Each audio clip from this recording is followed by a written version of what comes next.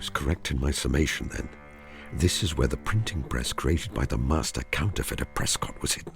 There must be 2,000 counterfeit notes here. If all these had entered circulation, the Bank of England would have been severely undermined. Now we only have to wait and catch the bird returning to its nest.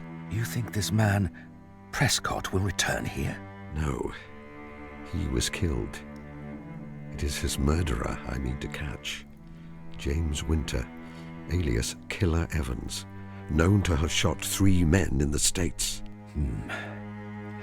Well, if our Wild West friend tries to live up to his nickname, I will be ready for him. I have my revolver. Good old Watson. Stay where you are, Mr. Evans, if you value your life. You have a gun trained on you, and Scotland Yard will be with us in a few moments. I would advise surrender. Well, well. I guess you've been one too many for me, Mr. Holmes. Saw through my game, I suppose, and played me for a sucker from the first. Well, sir, I hand it to you. You have me beat, and... Watson! You're not hurt, Watson. For God's sake, say that you are not hurt. It's nothing, Holmes. It's merely a scratch. Examine for yourself. It's just a flesh wound on my thigh. You're right. It is quite superficial. Is Killer Evans... Yes. A clear case of self-defense on your part, dear fellow. Perhaps it is just as well that it should end this way. If he had killed you, I would not have let him get out of this room alive.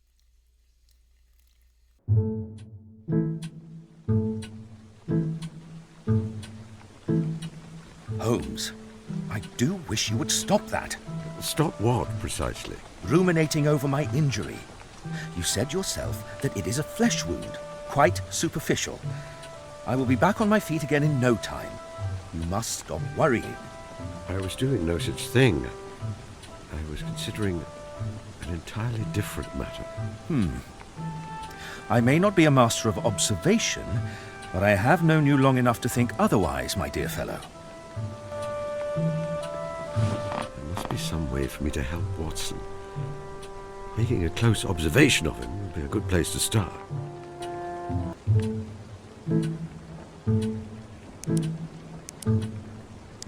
A print of Turner's. We could go back to Switzerland, you know, for a holiday. I imagine it is rather nice if one is not fleeing for one's life. That may be. However, I would prefer not to. A print of Turner's, The Great Fall of the Reichenbach. It's been there since Watson and I moved here, but has taken on additional meaning in the course of our adventures. We could go back...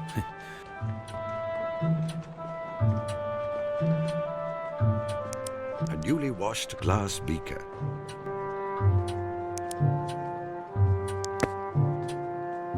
Have you written any stories lately? I've had some attempts at jotting down some historical fiction, but I'm struggling to find a home for them. I may make an attempt at writing up more of your cases.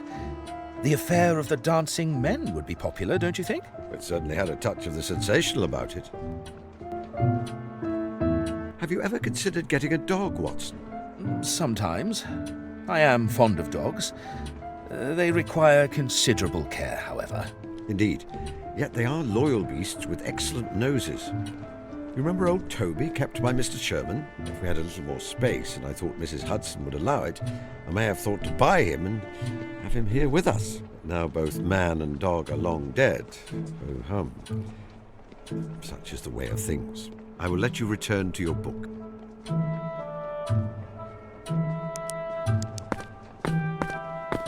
A well-used set of chemist's equipment. The solutions to some of my most complex cases have been wrought here, over Bunsen burner and beaker.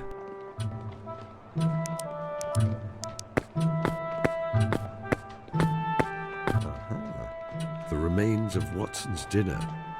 From the colour of the sauce and a distinct smell, I think that this once held a portion of Mrs. Hudson's quite delightful curried lamb, a delicious dish, which has sometimes even induced me to overindulge.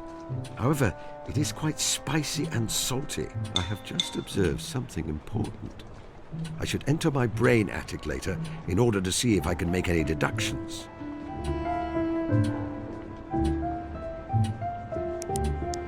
This is Watson's gasogene. It is quite a clever device. The lower chamber contains water.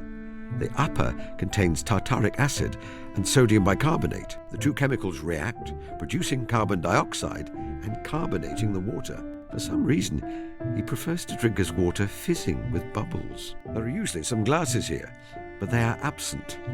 I will have to improvise.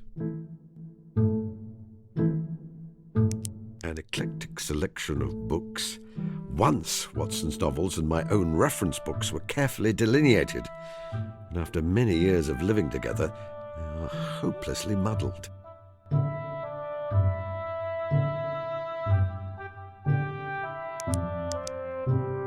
My intimate companion and biographer, Dr. John H. Watson. Shall we see what can be observed about him? I should visit my brain attic afterwards to see what deductions can be made based on my findings. His look of concentration is occasionally interrupted by him wetting his lips and clearing his throat slightly. I have just observed something important.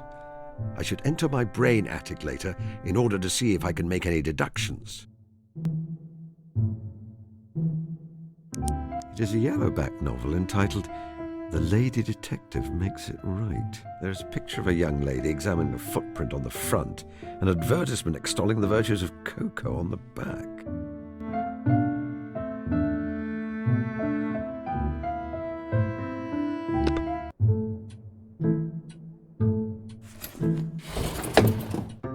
Welcome to my brain attic. I like to think of my mind as space full of well-chosen materials, information which I can draw on in order to complete my work. I keep a record here of people who are significant to me, represented by portraits on the walls. The blackboard is very important. I use it to combine observations I've made in order to make deductions. Metaphorically, of course.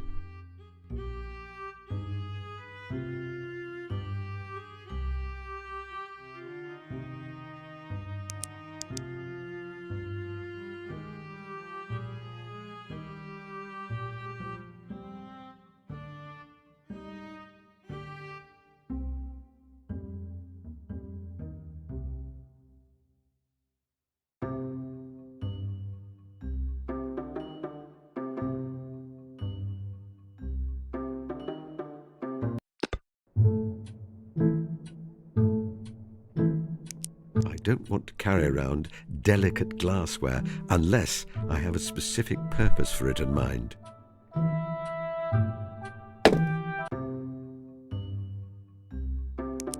I need it to stay where it is.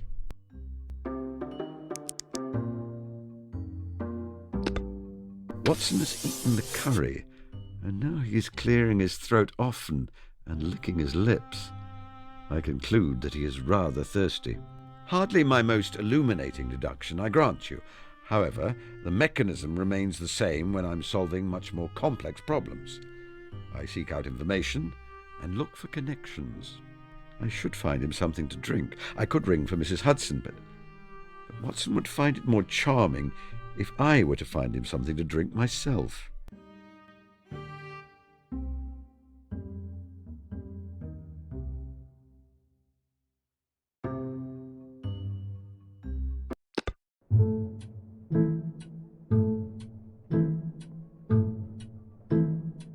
Aha, yes, I shall take the beaker.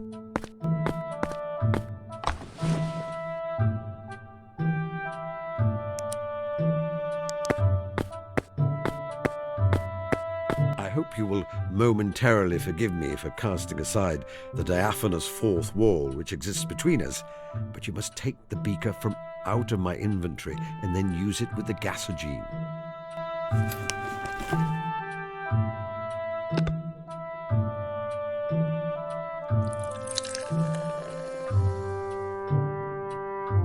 There, I now have a beaker full of carbonated water.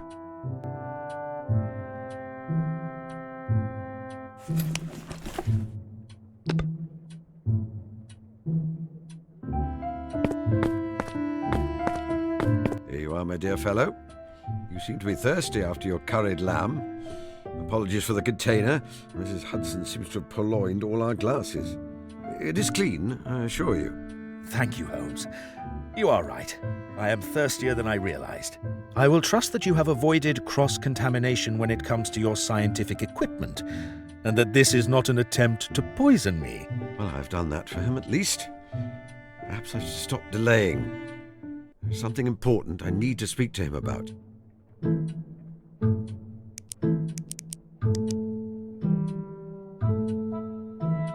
Wait a moment. The thing I wish to say to Watson is quite significant. Am I ready to take this step? Did you want to say something, Holmes? Not at the moment. Did you enjoy your curried lamb? Yes, very much. Mrs. Hudson may still have some available if you are hungry. You must eat, Holmes. The case is over. Again, I will say.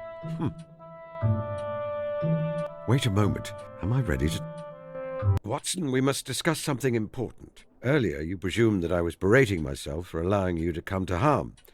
While my thoughts have turned that way often, ever since you were injured, it was not what I was thinking in that moment. Rather, I was trying to decide how to share some important news with you. I have decided to retire.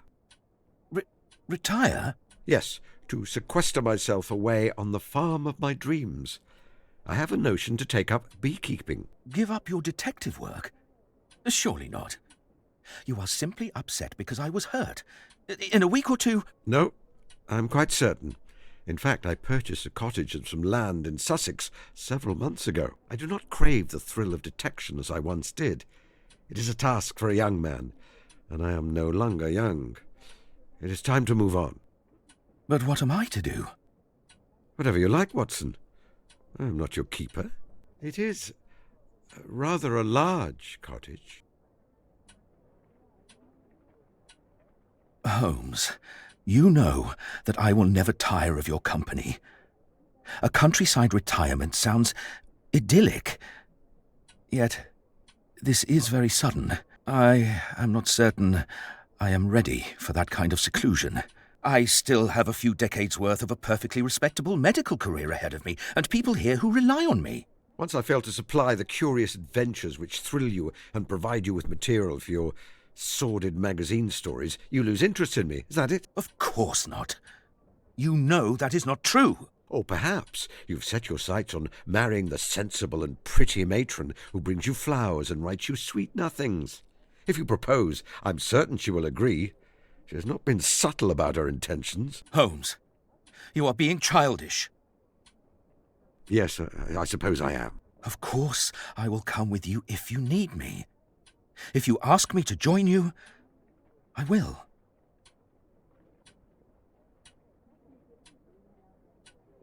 No, I cannot ask that of you. You are loyal and true to a fault, my dear, dear Watson, and I am certain that you would give up your passions to join me in mine. If you did, a seed of resentment would be sown which might drive us apart in the end. I could not endure that. It seems that we are being drawn along different paths then. Yes. Strange, isn't it? Yes. Very strange. They were wonderful years, weren't they? I loved every moment. Watson, they were glorious. We were glorious. You won't vanish on me, will you, Holmes? You won't simply disappear without telling me you are going. I could not bear that. No, I think I have a little more sense these days than to engage in those kinds of theatrics. Should you need me, Watson, you will find me in Sussex, keeping bees and reading philosophy, and you will always be very, very welcome.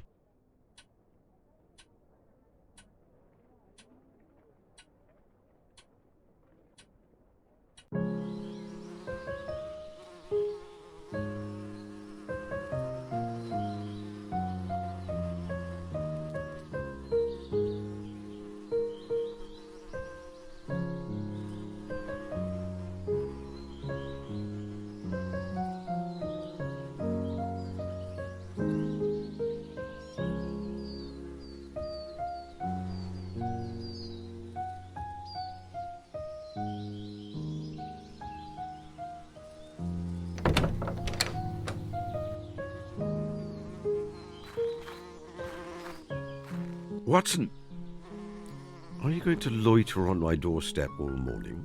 Good afternoon, Holmes. My word, you look well. I don't think I've ever seen you with so much flesh on your bones and colour in your cheeks. I remain as wiry as ever under the knitwear, I assure you. I must apologise for turning up out of the blue like this. I know I should have written to you ahead of time.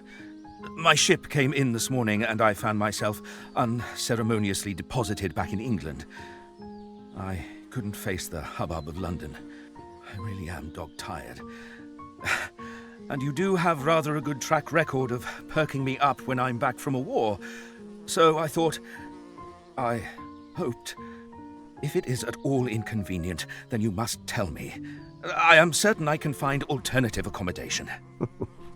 Watson, kindly stop talking nonsense. Come inside, get out of that uniform, and make yourself at home. You must stay for as long as you like, my dear, dear Watson.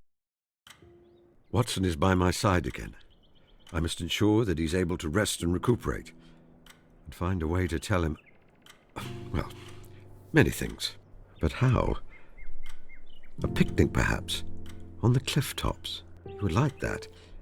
The perfect moment of peace and tranquility after the bloodshed he has seen, all the lives he has saved and not managed to save. I will ask my housekeeper for suggestions for what I will need. She can generally be found in the kitchen.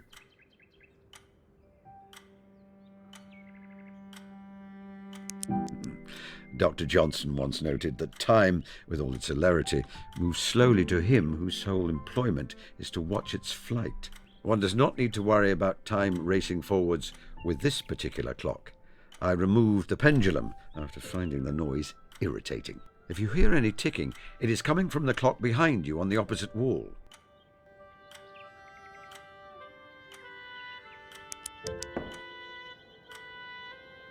A print of Turner's The Great Fall of the Reichenbach. Watson accuses me of morbidity for keeping it here. I feel it does a man no harm to look at his own death once in a while.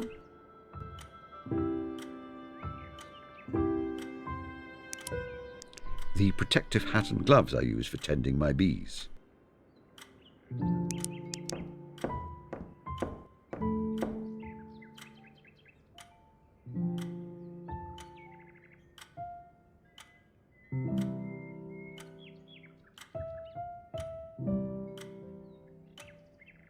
I always find this style of lamp slightly disquieting. I was almost killed by one once, but Watson can tell you the story better than I.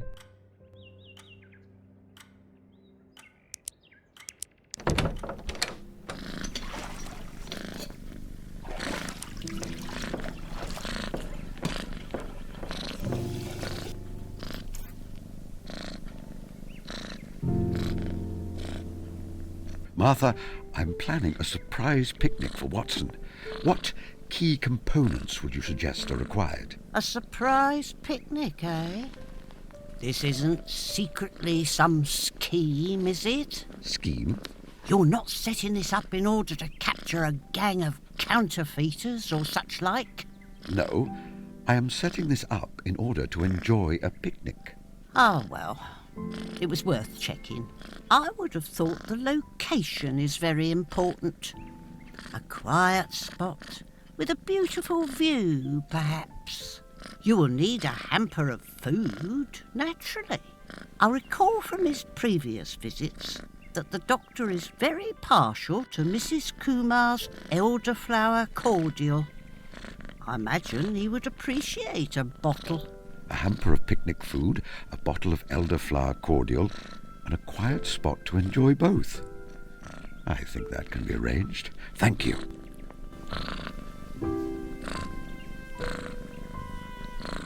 Can you make a hamper of food for me? Certainly. When do you need it by? Lunchtime today. Mr. Holmes, I do not have time to drop everything, go to the shops, acquire additional food, and make you a picnic in time for lunch. Perhaps you could postpone your plans a few days. No, Martha, no. It is vital, it is paramount that I will arrange the picnic hamper myself. How are you, Martha? Very well, thank you, sir. although I am quite busy at the moment.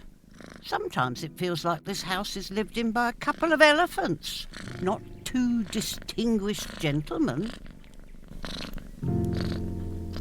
Goodbye. Goodbye, sir. You will keep out of mischief, won't you?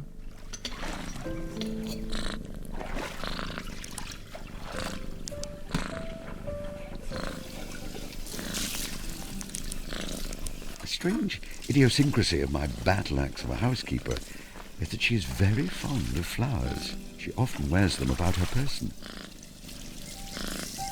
Her hair grew very thin many years ago, so now she crops it short and wears a wig.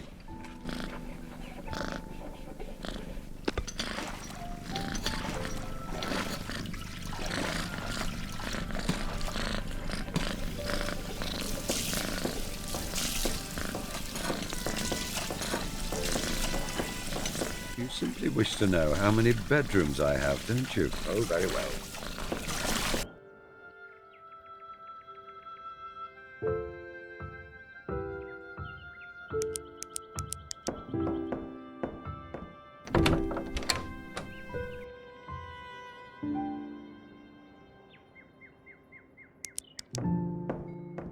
This is not my entire laboratory, but a small selection which serves me well for most things. The microscope sees the most use.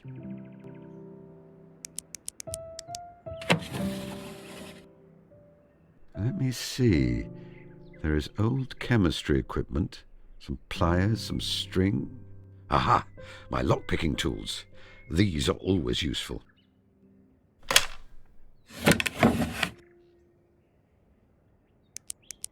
A small part of my collection of portraits of celebrated criminals. I removed most of them on leaving Baker Street, but my room would not feel homely without one or two about the place. A nefarious cat burglar, known for charming all those around her.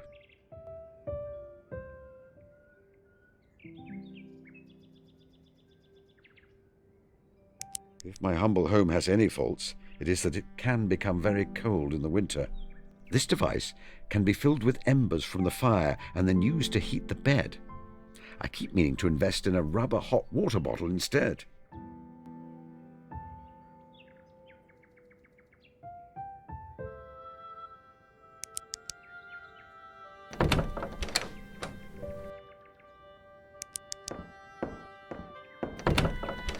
My word. For many years, this was a lumber room. I made it ready for Watson prior to his arrival by bringing out the few belongings of his I retained from our Baker Street days. Clearly, he has added to the nest the items he brought in his suitcase. Seeing all his personal effects here makes me feel as though I've stepped backwards through time. Let me see what Watson has been writing. Aha! It is one of his memoirs about my cases, the affair of Professor Presbury. I've said for many years that he should publish on that matter, if only to dispel some of the ugly rumours which echoed through London society some 20 years ago. Now, what does he say about me? He's always overly flattering. Rarely does he spare me any blushes. The relations between Holmes and I those latter days were peculiar. He was a man of habits, narrow and concentrated habits, and I had become one of them. Oh dear. As an institution, I was like the violin, the shag tobacco, the old black pipe, the index books, and others perhaps less excusable. His remarks could hardly be said to be made to me. Many of them would have been as appropriately addressed to his bedstead. Oh, Watson, I am sorry.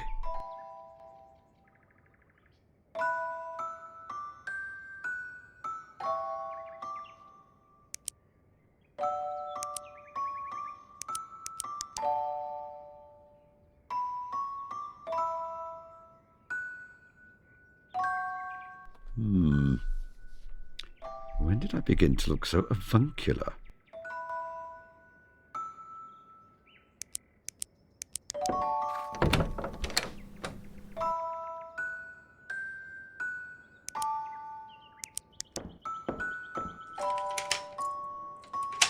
No use. It is locked.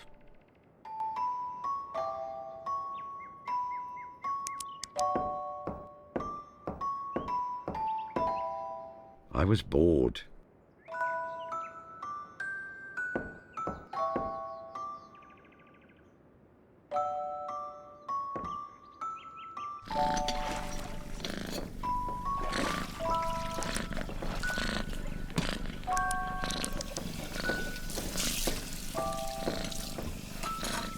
Hodge, who I think I must begrudgingly consider to be my cat. Or else I am her human, or she turned up one day and has not left me at least.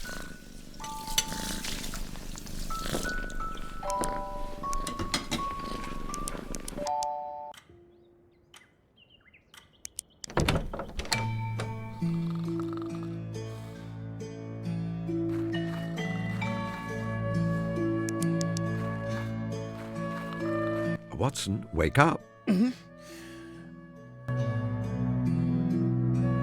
How are you feeling, Watson? Very well, thank you. Your old war wound is not bothering you? No. I think this warm weather is good for it. What about you, Holmes? Your arthritis? Arthritis? Are you entirely sure I have arthritis? Yes, I am. I am sorry, Holmes. I don't mean to act like a mother hen. You cannot help being a doctor, Watson.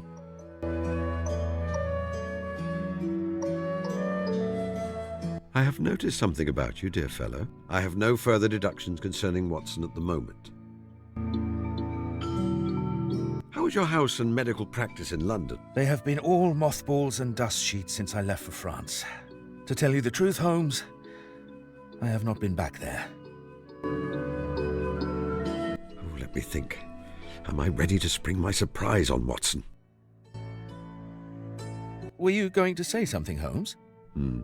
No, I will tell you later. You always say that. Goodbye, Watson. Goodbye, Holmes.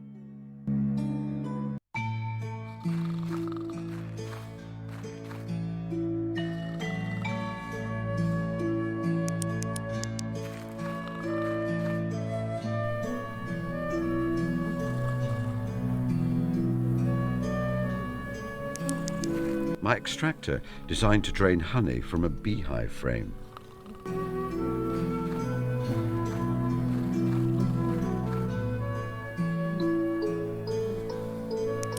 Noble hound, the finest canine in all England with the best nose. Toby, third of that name. Gosh! I say, that's a little rich. All true, of course. Would the great Sherlock Holmes accept anything less in his loyal hound?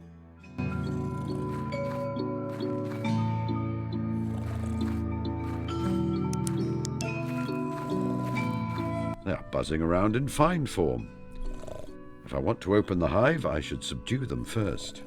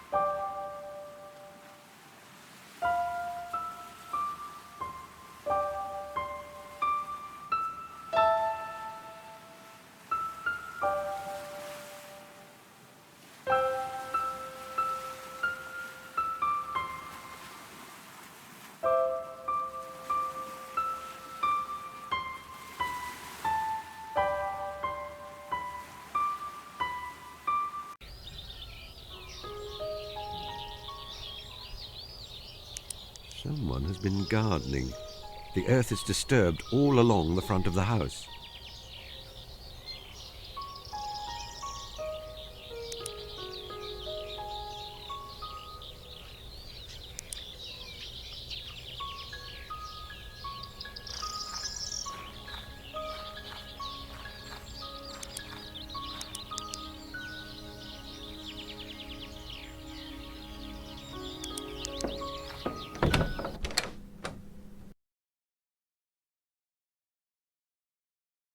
Her hands show that she has worked many menial jobs in the past.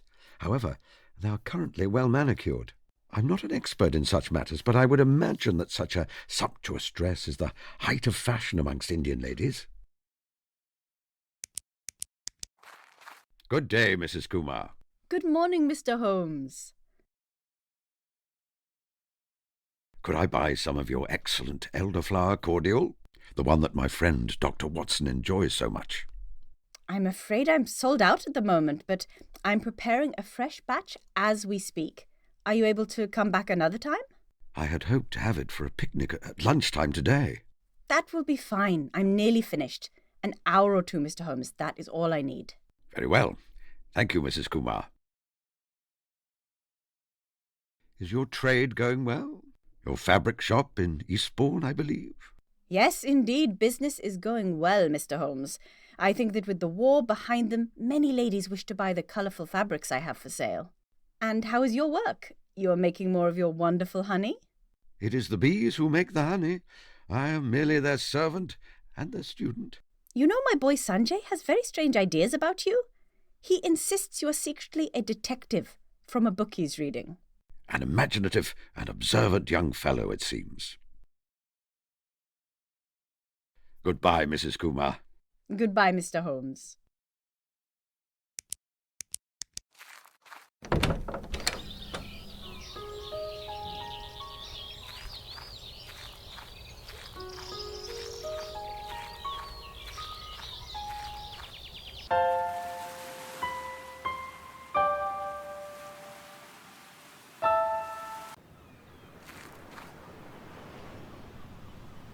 I feel the need to remind you that I am retired.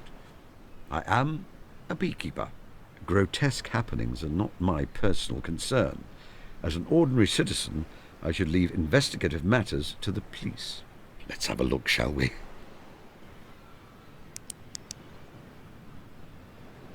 Sanjay Kumar, a young man of around 12 who lives in the village. We have not talked much, but I found him watching me while I tend to my bees. At a distance, with binoculars. He is very obviously breathing, quite heavily in fact. The knife has been sawn off at the end and blunted, so that it may appear to be thrust into the boy's chest. This is a very old trick. Mycroft played it on me once. As for the blood, it is bright red paint.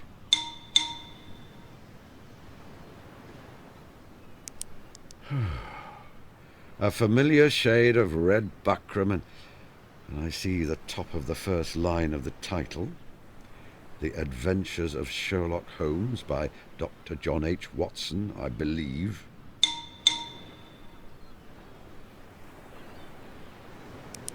A style of hat which is a good 40 years out of fashion. Strange thing for a young boy to wear, especially in such warm weather.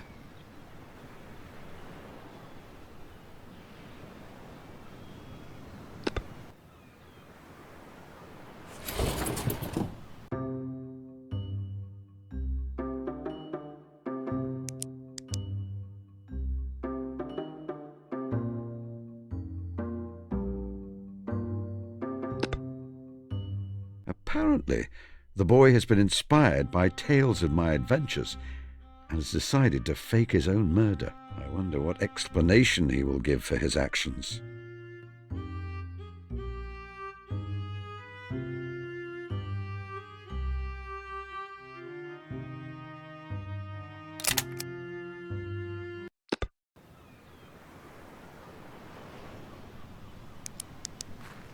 Young man, can you hear me?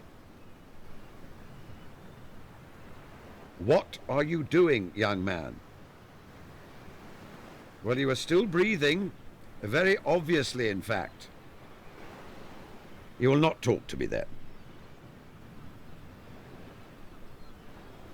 You've been inspired by the work of my friend Watson to stage your own murder. Might I ask why? But have you solved the mystery? Do you know who murdered me? You have not been murdered. But if I had been, do you know who did it? I thought you'd look at the footprints.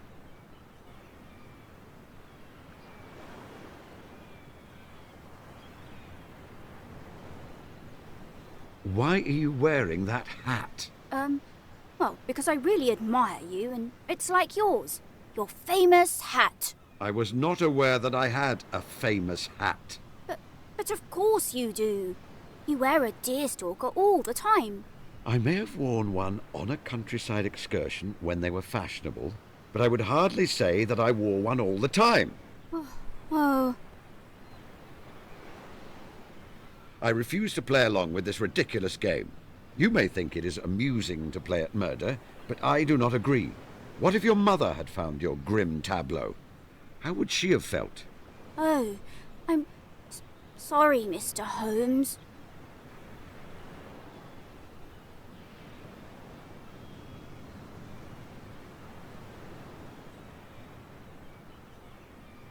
It is not kind to pretend to be dead or dying. But you pretended to be dead in the empty house. Even Dr. Watson didn't know you were actually alive. Yes, to my shame. And you pretended to be dying in the adventure of the dying detective.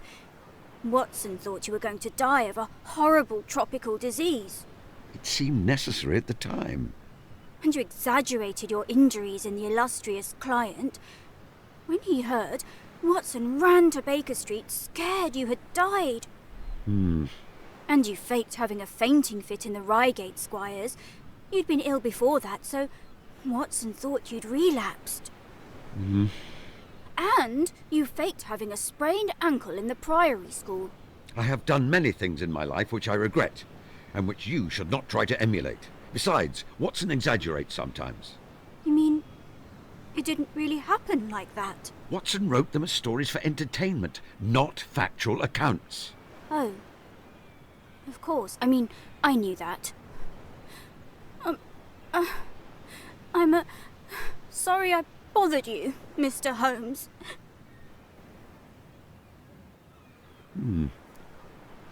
I have a new hypothesis.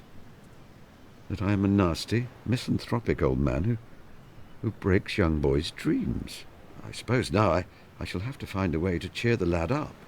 It is the right thing to do, but also that his mother will let me have some elderflower cordial.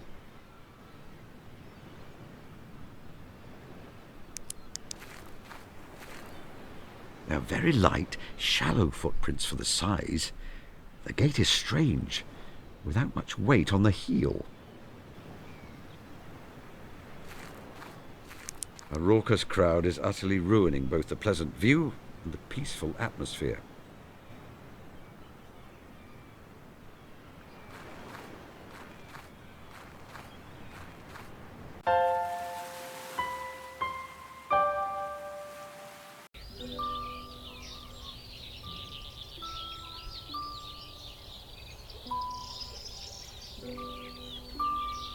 Well, he has cleaned the paint from his pullover, but not very effectively.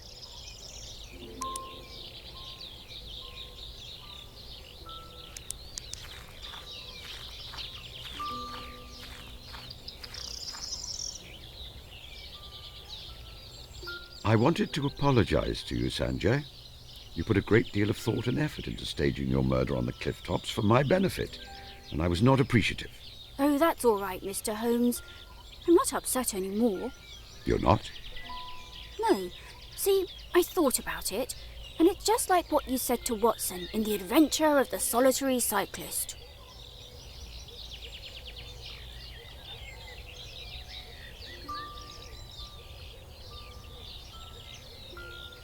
Is that the one with the snake and the bell pull? What? No, the one with the lady and the bicycle. I was rather short with Watson for making a few beginner's mistakes during his investigations. Yes, but you didn't mean to upset him.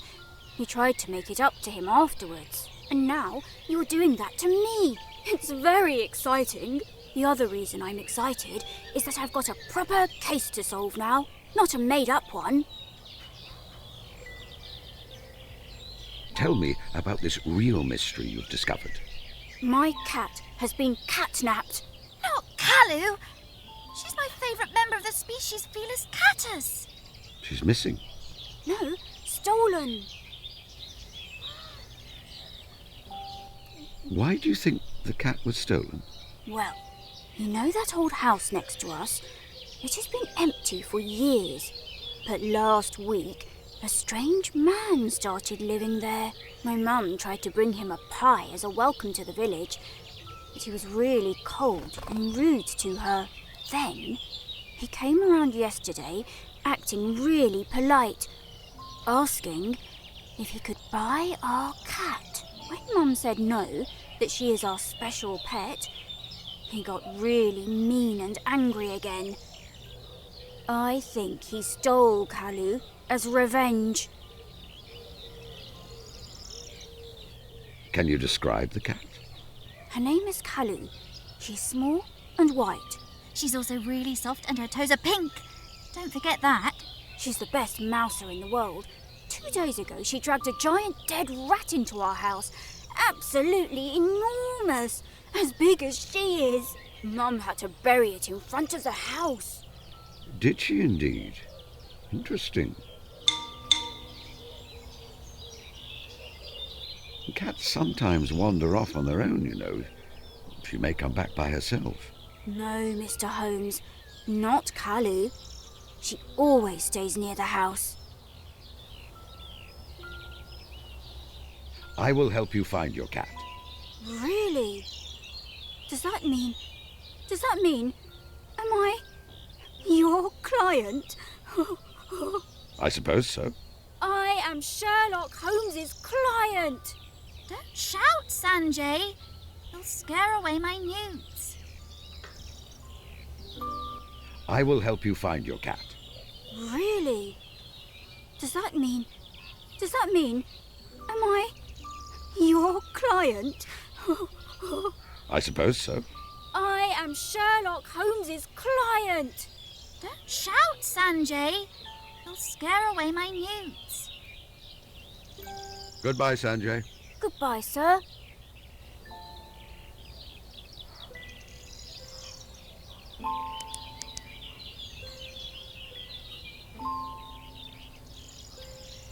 Would you like me to teach you how I harvest honey? Yes, please, Mr. Holmes. I want to be a beekeeper when I grow up. I thought you wanted to be a fisherman when you grow up. That was last week. Very well. First, I put on my protective hat and gloves. The bees are not generally aggressive, but I wish to avoid direct contact with them. Then I use a smoker to make the bees calm, only a little. I do not wish to cause them distress. Inside the hives, there are wooden frames that hold the honeycombs where the bees store their honey. When I see that a frame is full, I remove it from the hive. I scrape away the protective wax which the bees have made. I then place the frame in my extractor. This spins the frame and causes the honey to fall away. I can then filter the honey and put it in jars or bottles, ready to be... Yummy. I'm sorry, Mr. Holmes. I need the jam jar. It's very, very important. When I catch a newt, I need to put it in there so I can take it home to the tank where it's going to live. I see. That is important. I would not want to deprive you of your newt. If I were to find you some kind of specimen of natural history which is more interesting than a newt, would you surrender the jam jar to me? Better than a newt?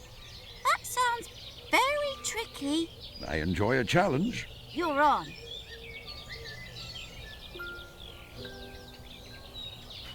What are you doing? I'm catching newts. Naturally. Goodbye. Goodbye, Mr. Holmes.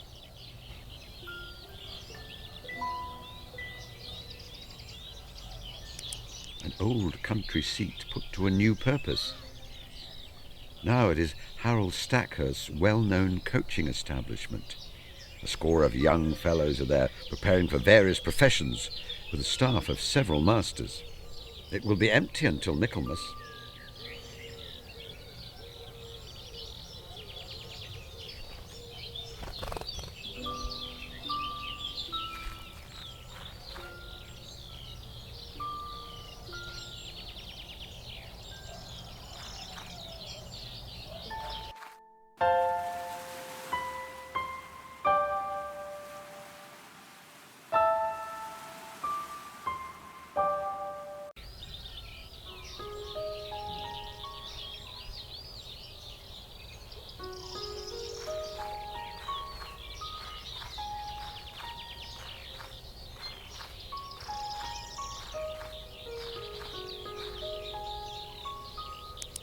It is a door. I suppose you're expecting me to say something more involved than that, mentioning the state of the paintwork and small scratches and so forth. Very well. It is ill-maintained and someone has forced it with a jimmy in the recent past. I would suggest that the house was abandoned for a long time and that the current resident is a squatter.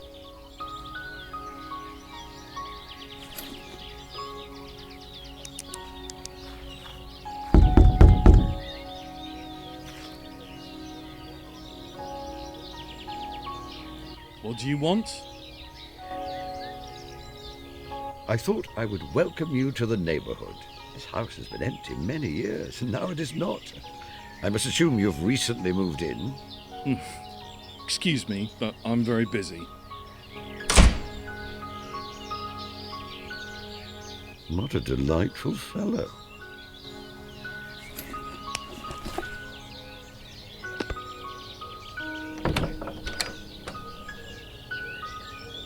What do you think you're up to? I am standing next to a lock while holding lock-picking tools. What do you think I'm up to?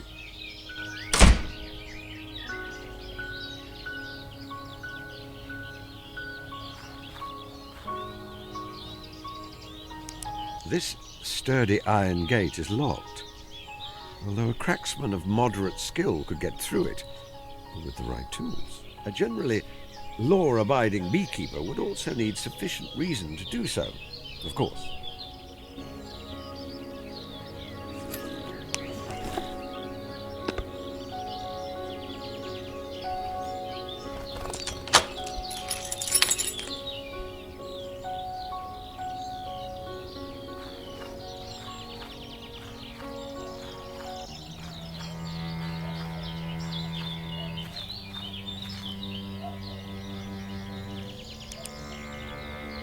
A fat rat. Another rat. Another rat.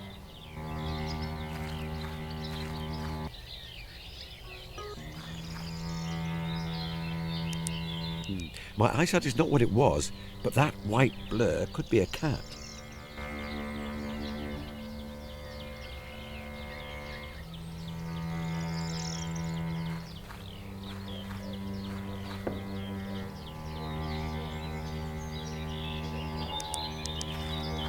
The window is locked, but the mechanism is a simple one. Well, I could make quick work of it with the right tools and with good enough reason. The window is locked. Oh, I could make quick work of it with the... Oh no, this is really very sloppy.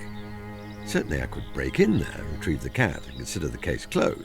Yet I feel that I do not yet know the full facts of the situation. So I may miss vital clues pertaining to a larger mystery beneath the obvious. I feel that I should do this later, once I've made further deductions.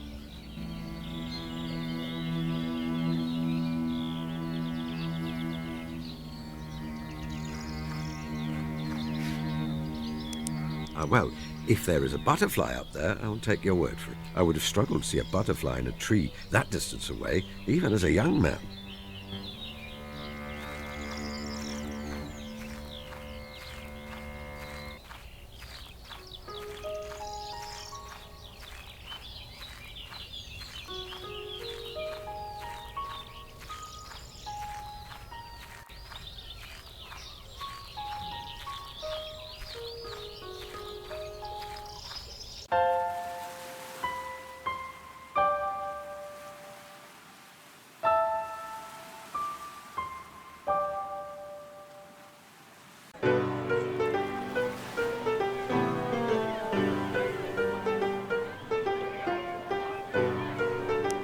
Our local village bobby, Constable Webber.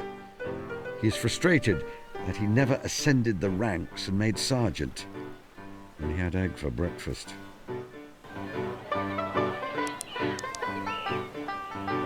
What is happening here? This here young lady is an archaeologist. She's made a tremendous discovery, some kind of fossilised mermaid. She's drawing in quite a crowd and offering a lecture about the discovery for those who will pay. You must realise it is a scam. More than my job's worth, Mr. Holmes. She's not doing anything illegal. I'm just here to keep the peace. Have you asked the young lady to move? Unless I find out she's done something illegal, I can't shift her, Mr. Holmes. I have something to report. What's that then? Sanjay Kumar's cat has been stolen. Stolen, eh? Cats often go missing for a while, Mr. Holmes. I'm sure it will turn up again soon. The boy believes it has been taken by the man who lives next door to him. And based on the evidence, I'm inclined to believe him. Mr. Holmes, I know you used to be a detective, but not everything is a crime, you know? Why don't you head off home, away from all this noise? It's enough to agitate anyone. Constable Webber, I can assure you that I am not senile, and listening to me would benefit you greatly. Of course, of course. Dear me. Was interacting with the police always this grating? I have nothing else to report. Goodbye. Goodbye, Mr. Holmes.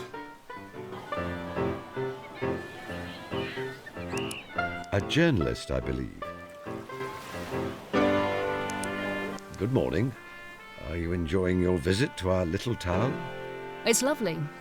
What a wonderful view of the sea. If only I'd come with my husband and not just for work. I don't suppose you've heard any news from London? None at all. I've been so busy. Haven't seen a newspaper in days.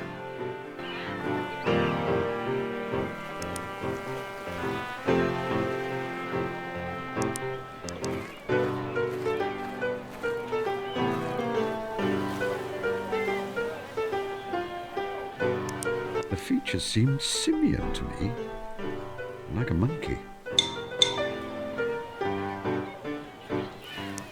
I think that the tail has been created from paper and glue.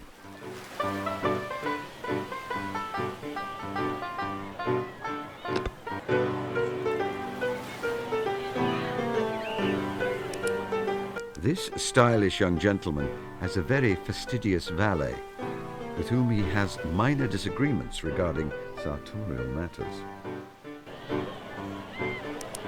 I have a feeling I would find him unintelligible. Young people today talk such nonsense. She is young, I would say around 20, very muscular, perhaps of Italian descent. She has the people enthralled.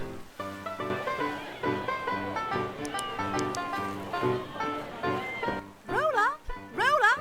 See the eighth wonder of the world, a real-life mermaid! Who are you? Professor P.P. Ritchie, M.A., Oxon, RSI, award-winning archaeologist and adventurer.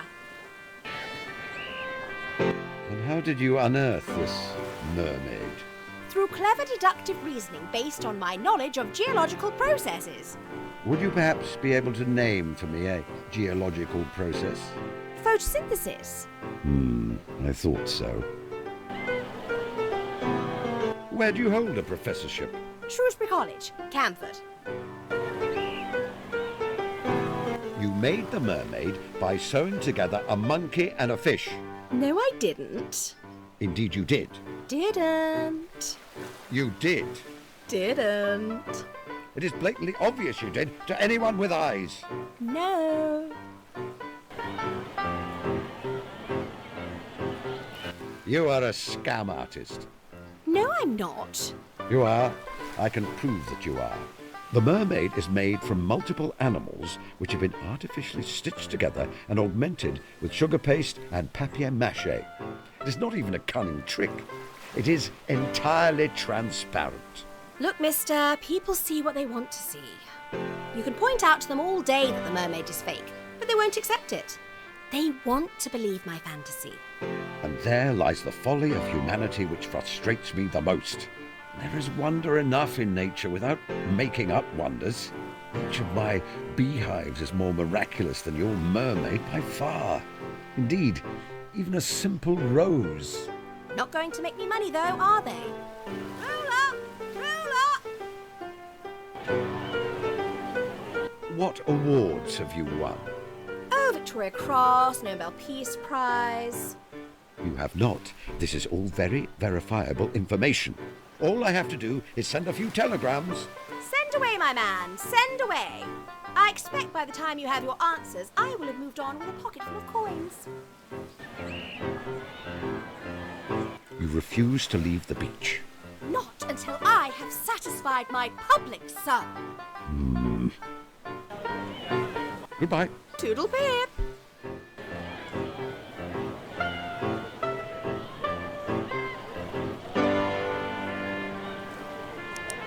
An elegant young couple. Seen them in the village, but do not know their names. I feel it is likely they moved to the seaside for the good of his health. He has been unwell in the last few years.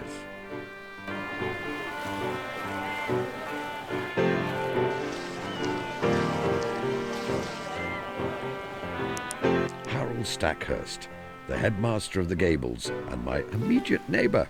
Affable fellow, we became fast friends when I moved here. He has been carrying that battered newspaper around for a while, looking for a peaceful spot to read it. Hello, Holmes. Bracing day, isn't it? What's happening here on the beach? That young lady over there is claiming to have discovered some eighth wonder of the world. A real-life mermaid. Absolute humbug, of course, but she's making a mint out of it. Don't suppose you could see your way to getting rid of her. Jolly unfair, her tricking people out of their money and disturbing the peace. Don't worry, my friend. I intend to.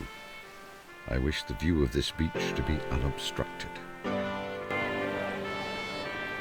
Anything interesting in the newspaper? I'll say. Did you know there has been a heist over at the British Museum? Listen to this. A number of valuable specimens of taxidermy belonging to the British Museum still remain missing, a week after disappearing during their transfer from Montague House, Bloomsbury, to the new site in South Kensington. Lost treasures include a great many pieces collected by the late Charles Darwin, and the only surviving specimen of the great auk from the British Isles. Director of the museum, William Henry Flower, states that...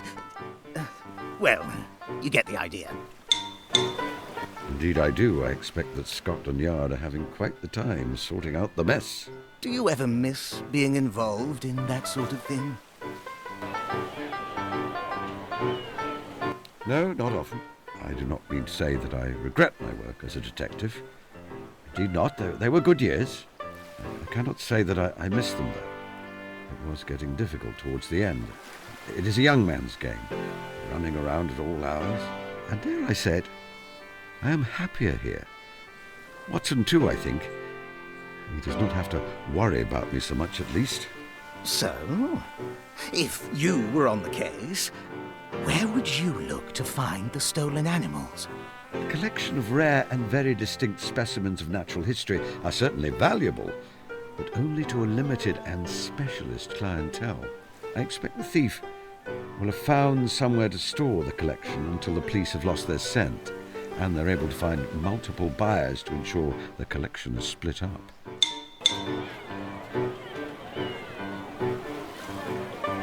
Would you like to come over for dinner?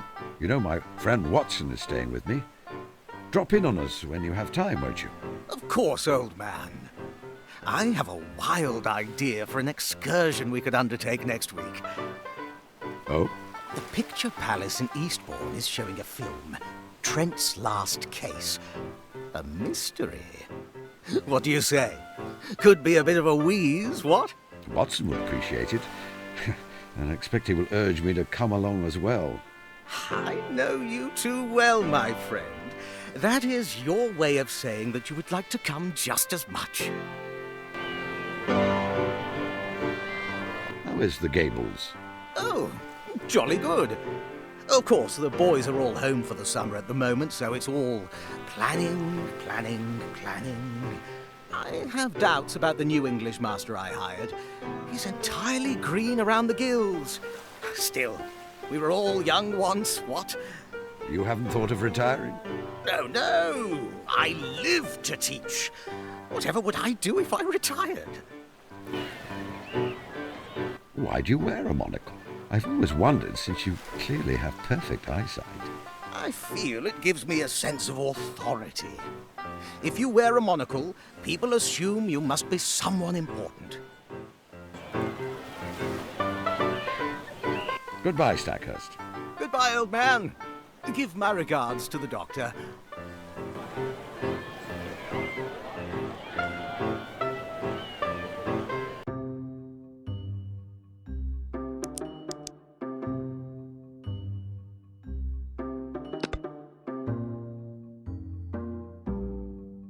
And there we have our motive. The house has an infestation of rats. The mysterious man knew that next door to his temporary abode was an animal who could remedy the situation. After his attempt to buy the cat failed, he stole it. But what is there inside the house which is proving to be such a delightful feast for the rats?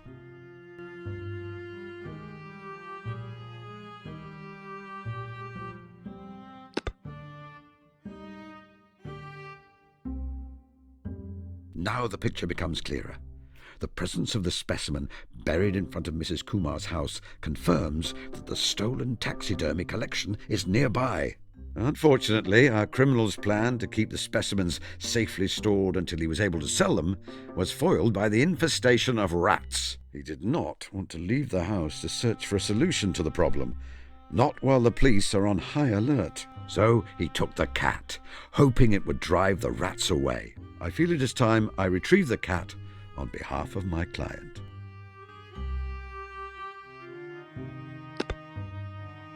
Could it be that the cat discovered one of the taxidermy specimens which was stolen from the museum? I would only know for certain if I could locate the remains of the animal.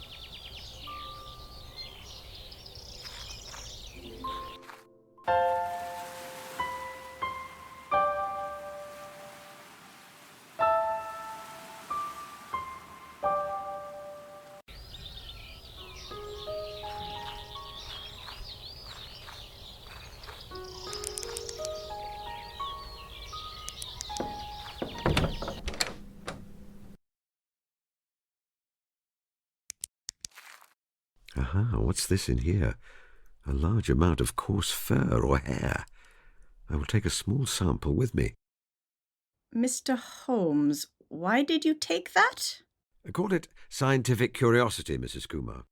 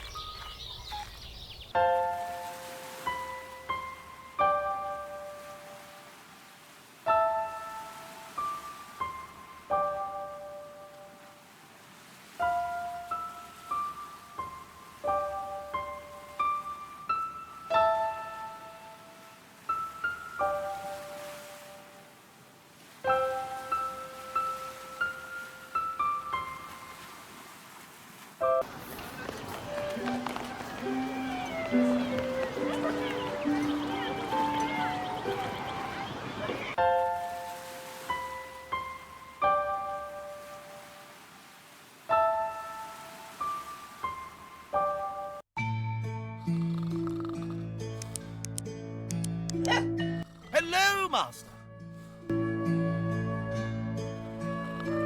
Oh, you're a good boy. Woof, woof. Well, naturally. And I think you're a good human, Master. Especially when you give me bones. It's a pity that for all your intelligence, you can't understand me. Ah, Toby, if only you could speak. Oh, don't worry, Master. You have that nice doctor fellow to talk to now, so you don't need to be lonely. I don't need conversation. I'm content with pats and belly rubs. Follow me, Toby. Of course, Master. Will there be interesting things to smell? Cats to woof at?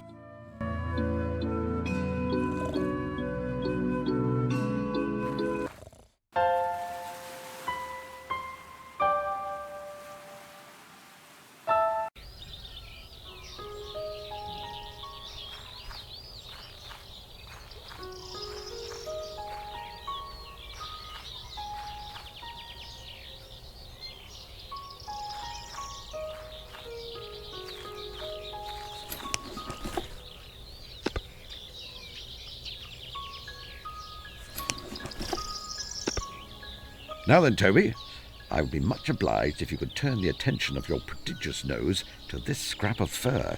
Are you able to lead me in the direction of the animal this is from? Think to smell? Think to smell?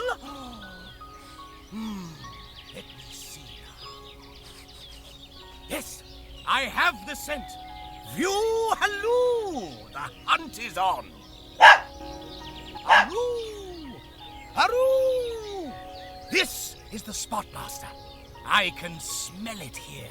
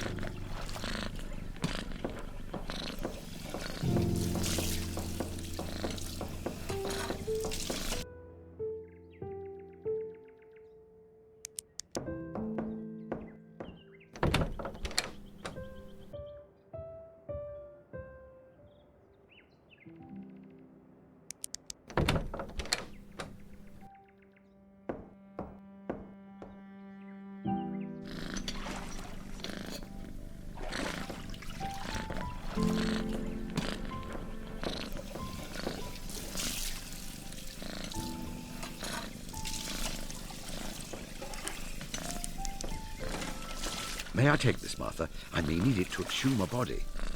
Of course, Mr. Holmes.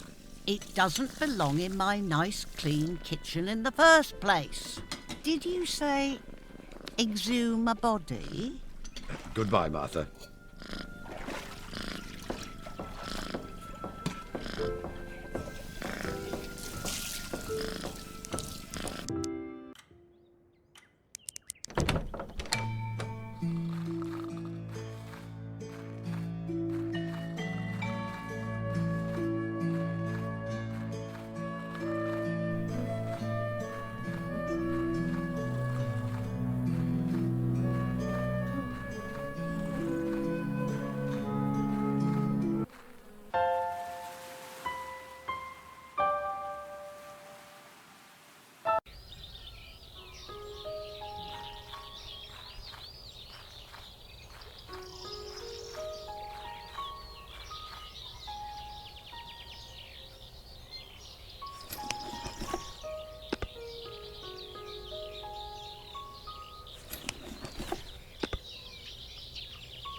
we going digging?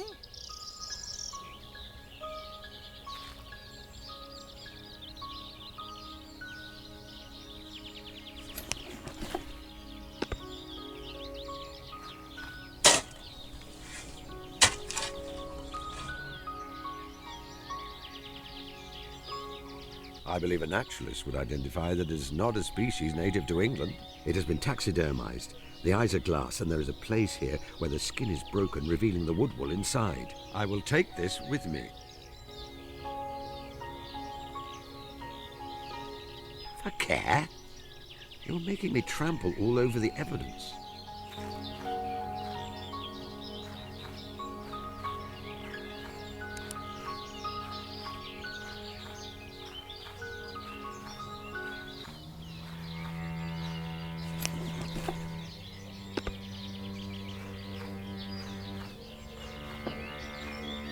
Now, let us see about picking this lock.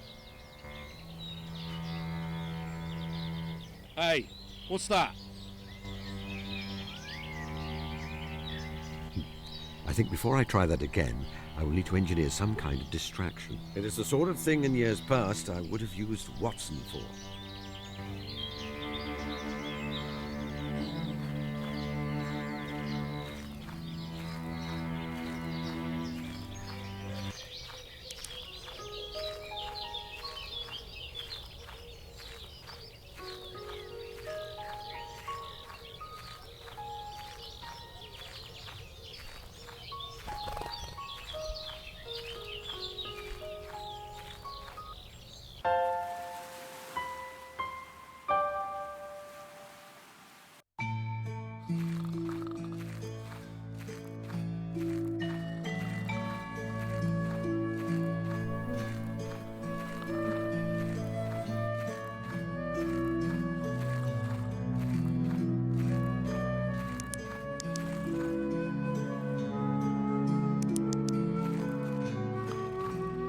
Watson, wake up.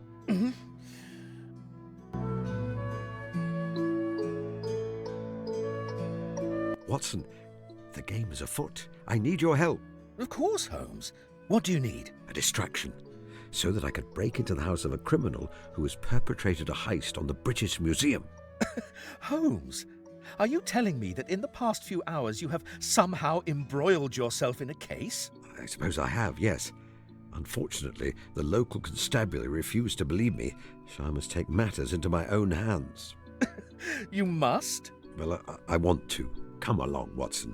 Just keep the fellow trapped in conversation for a while. As always, Holmes, it is my pleasure to assist you. But you will tell me the whole story as soon as you can, won't you? Of course, dear fellow. Such as it is. Very well. Let's go. What do you want? Good morning, sir. I am here from the Ministry of Health. I'm afraid we've had some quite disturbing reports of an outbreak of Tapanuli fever in the area. Have you heard of Tapanuli fever? Dreadful business. I'm afraid I must do some tests on you to see if you are affected. What? I'm not sick. You may not feel sick now, but the first symptoms are subtle. If you will let me listen to your heart, take your blood pressure...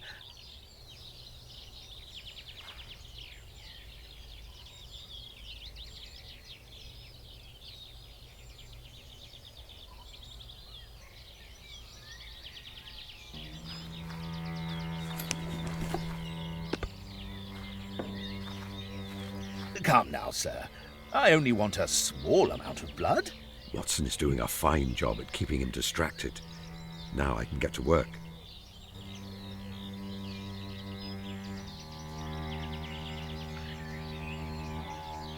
Let us see what we can find. Small feline which is very obviously not attending to the rat problem. Come here, good pusscat. Now, would you mind hopping in my pocket? There's a good girl. Now let us see what we have here. There is a list of taxidermized animals which have been stolen. Includes a nutria and... Interesting. A chimpanzee. I think I will take these papers with me. They may be useful. I think I will take these papers with me. They may be useful.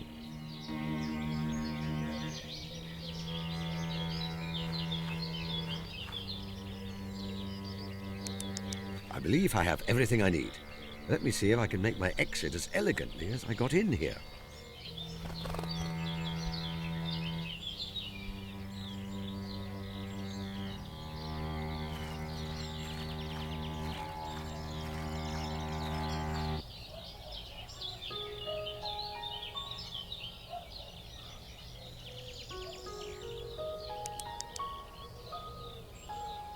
I must stay under cover. A grizzled fellow. Yet someone cared for him once, to some extent. You see that his shirt and his trousers have been carefully darned, and not with the hasty hand of a charwoman. A wife, perhaps? I wonder what happened to her, and what has brought him to this juncture.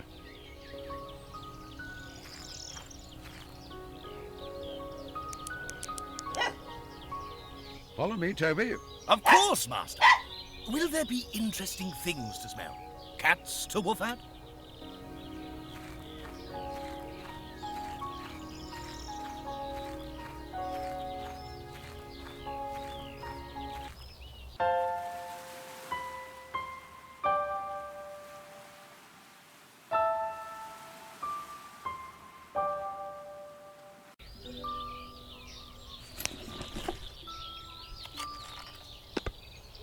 Here is your cat, Sanjay. Hello. Oh, you rescued her. I knew you could do it, Mr. Holmes. Think nothing of it. Recovering her gave me a most diverting afternoon. Now, could you please inform your mother that I've thoroughly made amends? Of course.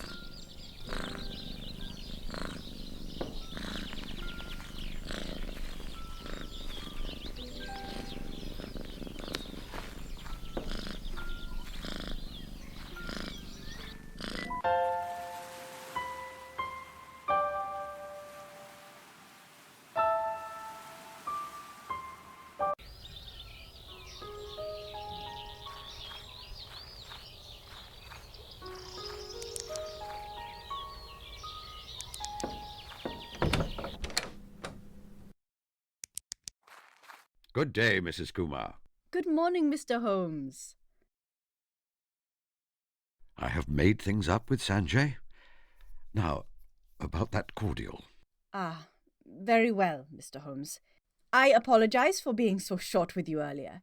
Sanjay is a bright, sensitive boy, and I do not like to see him upset. I understand he has trouble from the other boys at school. Yes. They know that he is shy and a little unusual in his interests, so they make nasty jokes about him. He does not have a single friend. A lamentable situation, but not the whole truth, I feel. He is very close friends with Miss Tilda. But they never talk. That is how it is with some friendships. They might not talk, but they stay close to one another while they go about their favourite pastimes. I see. That is a comforting thought. Here, Mr. Holmes, have this elderflower cordial with my compliments. Thank you, Mrs. Kumar. Goodbye, Mrs. Kumar. Goodbye, Mr. Holmes.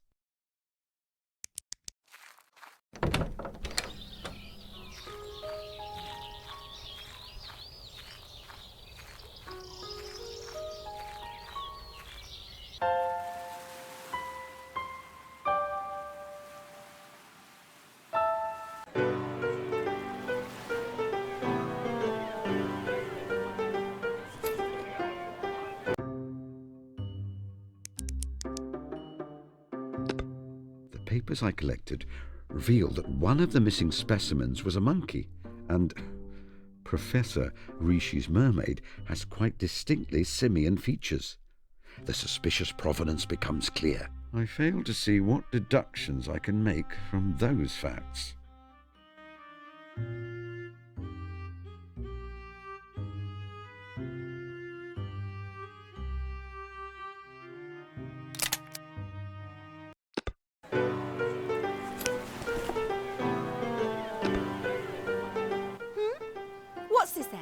It is a selection of documents concerning the theft of a valuable taxidermy collection from the British Museum. A crime which is being watched incredibly closely by the police and the public. And look here, your name appears to be listed amongst the buyers. I would expect that the constabulary would find it rather incriminating. What? I didn't know the monkey was stolen when I bought it. I'm innocent. So a jury may decide in time. Rather a bother for you, though. Questions may be asked about other activities you've engaged in. I predict that this is not your first foray across the line of the law in your pursuit of wealth. Might I make a suggestion? Yes? You seem a bright young woman. If you leave this place immediately, returning this beach to peace and calm, I may delay in handing these documents to the police for a day or two. You would do that? Thank you, sir. I'll pack up immediately. A leopard seldom changes its spots, but I have offered her the opportunity at least. Now she has departed, the beach is perfectly tranquil. The view from the cliff tops will be pristine, and the only sounds will be the gulls and the ocean. Use it how precisely?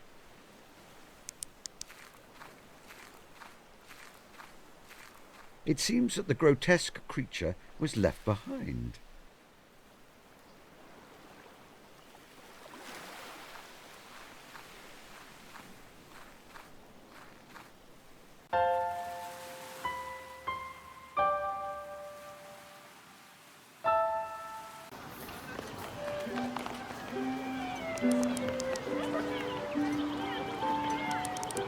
Her cheeks are sallow, her complexion is pale, she has dark skin under her eyes.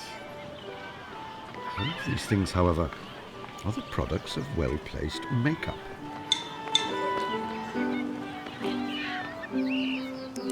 The nails are well cared for, save that she bites them when she is nervous.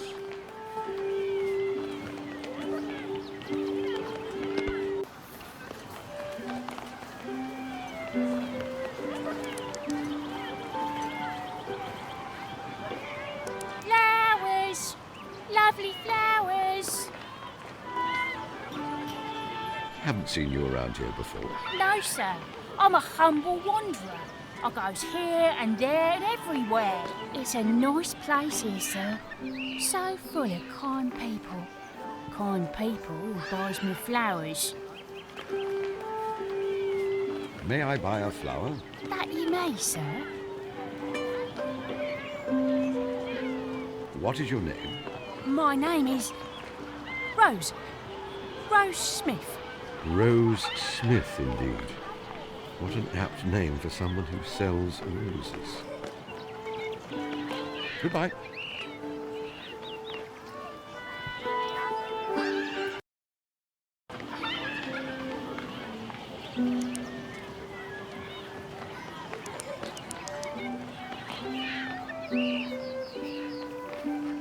It is not part of a costume.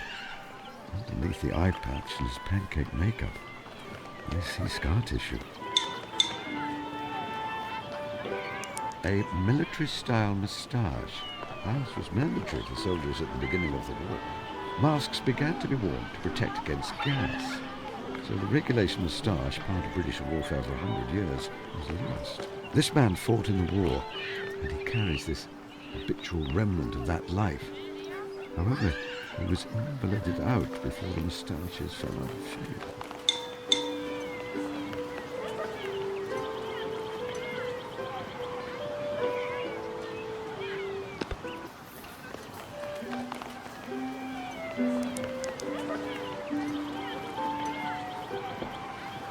Hello, hello.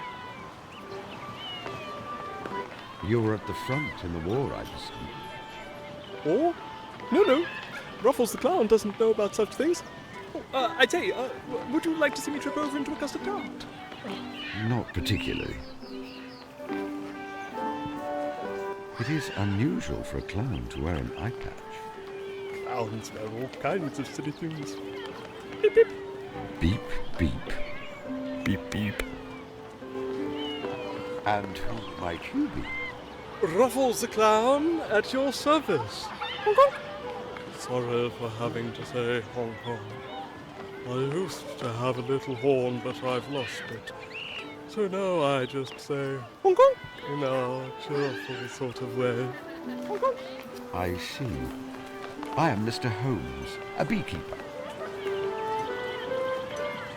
Do you need me to find your horn for you? Oh? No, why the dickens would I want to send a stranger off to find something I've lost? Seems a bit impolite. Besides, I know where it is. I thought you said you'd lost it. I lost it in a game of cards in Newcastle. Ah. Your name is Raffles, like the famous cricketer A.J. Raffles? No. Ruffles. Like material gathered along one edge to make an ornamental frill. Oh, I see. I wondered if you were a relative. A.J. Raffles. Ah, he was a bit of a hero of mine when I was a lad. Our vocations meant that we moved in the same circles. How goes your clowning? Very well, thank you, sir. Goodbye. Goodbye, sir. A long-time resident of the village. I believe he's some kind of writer, although I observe some signs that he spent time in prison in his youth. I'd better not. He always gets very anxious when I try to speak to him. One of my neighbours, a dapper gentleman in his 40s.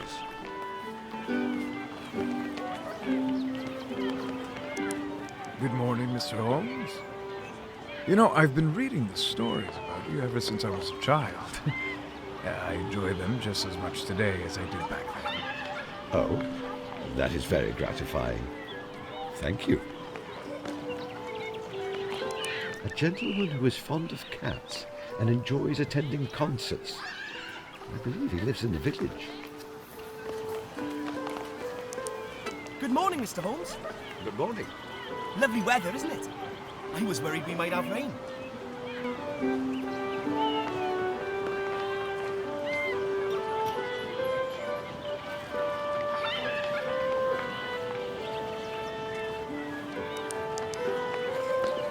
A coconut shy. Hitting one of the coconuts with a ball permits you to keep it.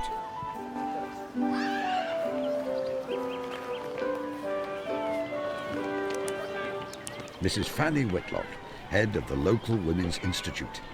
She is absorbed in managing the village fete competition.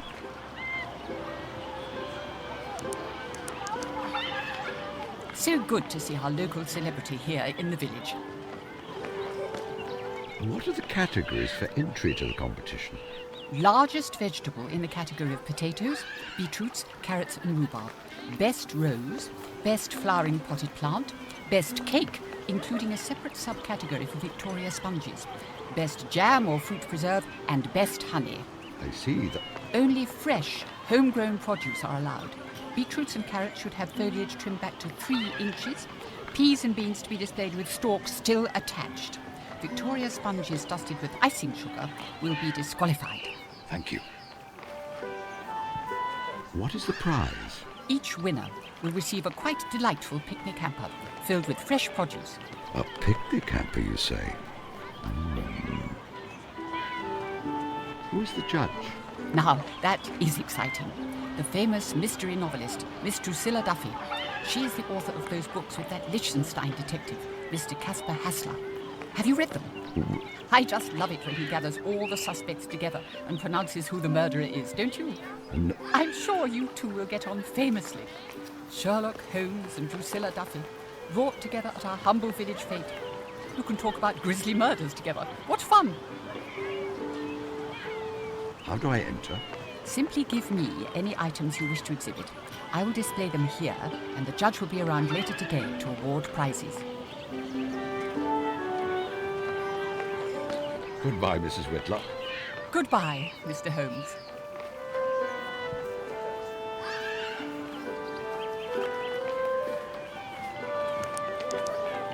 Nothing I can observe is relevant.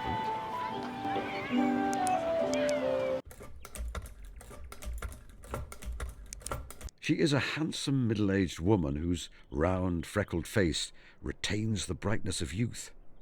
Her eyes speak of a quiet, understated intelligence. She wears a slightly severe pinstripe jacket and skirt.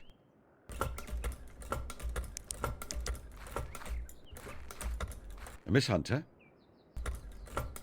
How are you, Miss Hunter? I'm well, Mr. Holmes. Catching up on all the little jobs which I'm not able to undertake during term time. The new school in Chichester is proving to be all-absorbing, then. Rather. I'm afraid the last head did not run a tight ship. I've no wonder they had to call me in. The girls are all little monsters, and the mistresses not much better. Sounds ghastly. Don't mistake me. I'm rather enjoying the challenge. For the next 4 weeks, however, I will relish spending time by myself. What are you sewing? A new walking dress. What do you think of the colour? I was always told that redheads should not wear red, and so I try to do so as often as possible. I am no expert in ladies' fashion, but it is very cheerful. You would not rather have a seamstress make it for you? Oh, no. I enjoy making clothes. I find it relaxing. In fact, you should let me make you something. All I would ask is that you bring me the material you want to use. As a spinster, I don't get the opportunity to make men's clothing. I did try once, for a neighbour. Unfortunately, he misunderstood my offer for, well, a romantic overture. Poor fellow. I had to let him down gently. You know that Watson was quite convinced that I was holding a candle for you when we first met. No. Surely not. How funny. Miss Tilda has been helping me with the bees. I know. She reports back to me all their antics. Thank you so much for how good you are with her, Mr. Holmes. It means a lot to a child when an adult takes them seriously, I think. Goodbye. Goodbye, Mr. Holmes. Some pupating caterpillars and newly emerged butterflies. A well-loved old bear with traces of honey on his paws. Well, most of the rest of him, in fact.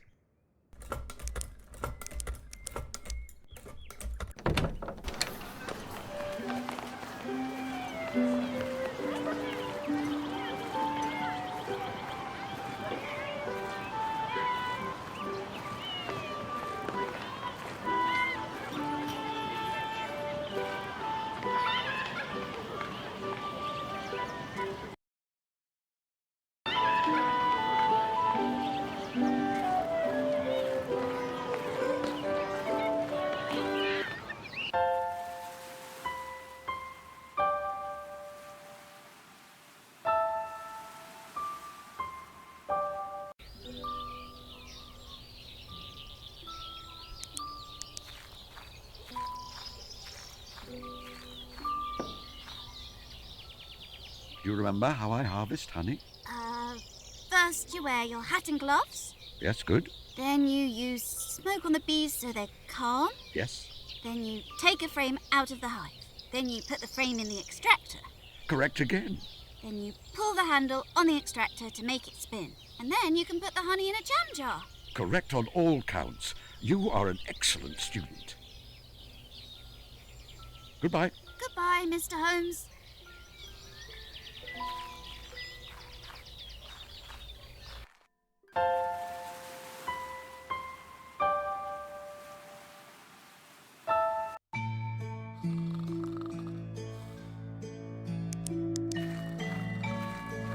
They are buzzing around in fine form. If I want to open the hive, I should subdue them first.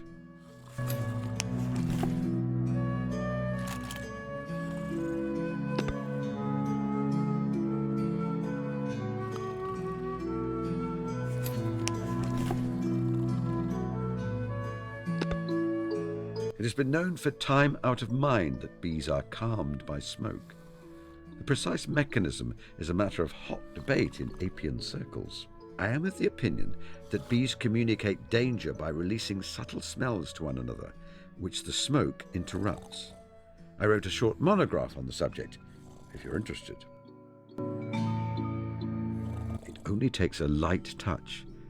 I do not want them to be stressed. There is a full tray of excess honey here. I will take it with me.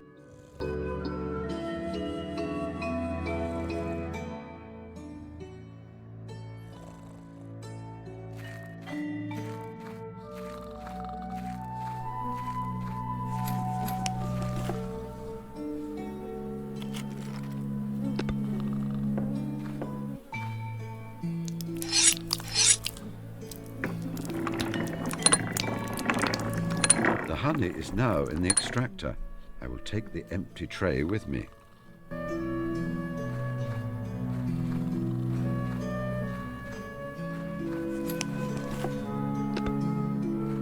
I should put my protective clothing on before making any kind of inspection of the hives.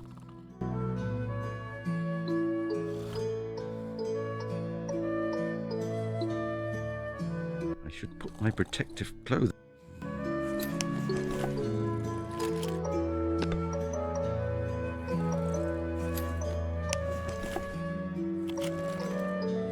I will put this back in the hive. There you are, my friends.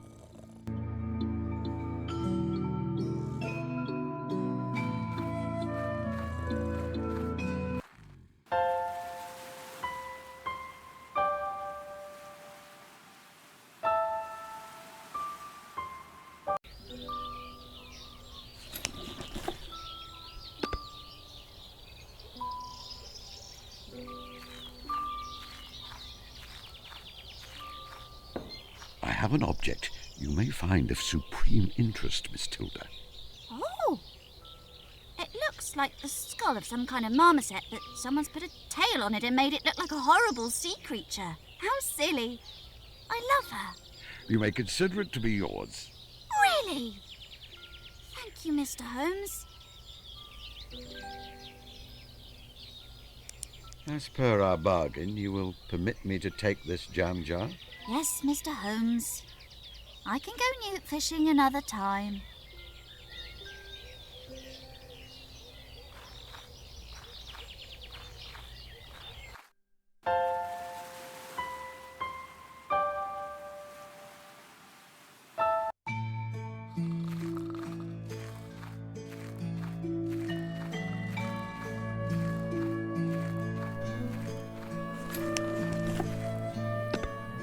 How am I supposed to use the empty jam jar precisely?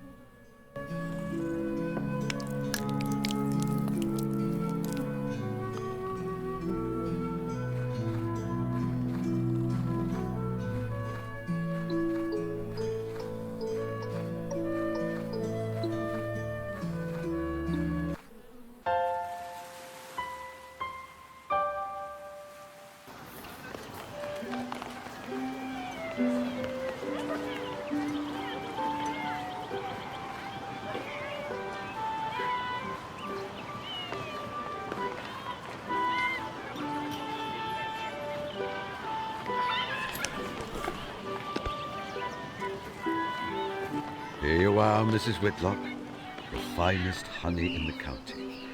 Now, how long until the judging? I am rather anxious to receive the hamper of picnic food. Oh dear, Mr. Holmes.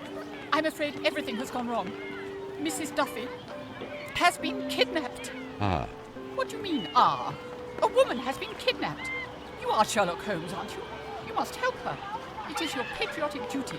For king, for country, for detective fiction. I suppose I'd better see what I can do. What makes you believe that Mrs. Duffy has been kidnapped? I was just talking to Mrs. Barry. Then I turned round, and this note was pinned to a prize marrow. Mrs. Duffy is unable to attend judging the fate today. Apologies. She could not attend and sent her apologies. What is so strange about that? But why can she not attend? Judging our fate is such a treat. If she is ill or indisposed, why deliver her message in such a strange way? Who placed the note there? Well, I admit that there may be some points of interest in the matter. When did you see Mrs. Duffy last? I haven't seen her at all. I don't even know what she looks like. What will you do if Mrs. Duffy does not come back? I'm not certain. I suppose I'd have to find some other person of note to judge the fate instead. If the need is dire, I suppose I could step in. My fame is not what it was, but I was quite notable in my time, thanks to the illumination of my biographer. Oh, would you, Mr. Holmes? Of course, if you are the judge, you'll have to retract your entry from the honey competition. What? But I am able to be objective about the situation. I can award the prize to the best honey, be it my own or someone else's. I'm sure, Mr. Holmes. However, paragraph 8, subsection D of the Fate Rules makes this very clear. The judge cannot enter the competition. I suppose I would simply have to hope I can find Mrs. Drusilla Duffy then. Any news about Mrs. Duffy? No, Mr. Holmes. Not a peep.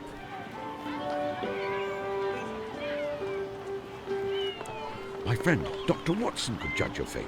He is a best-selling writer and a celebrity in his own right. And if he is judge, I can enter my honey and win the picnic hamper. I'm afraid not, Mr. Holmes. Paragraph 8, subsection E of the Fate Rules says that the judge's household cannot enter either. Household? He's only staying with me temporarily. At least that seems to be his plan. I have hopes.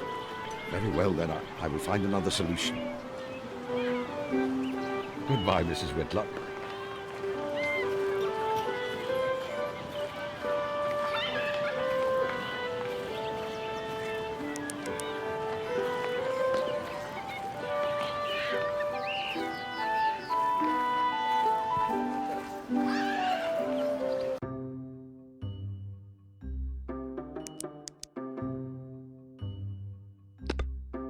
A missing mystery writer and a curious flower seller who seems to be a well-bred lady play-acting.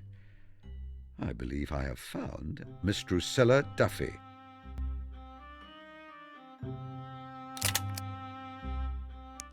Mrs. Kumar's young son, Sanjay. He attends the local village school and spends the rest of his time helping his mother or finding a solitary place to read a book. He does not seem to be a popular boy.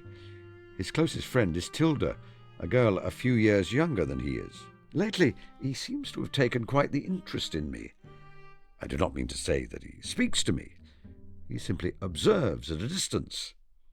I observe him in return.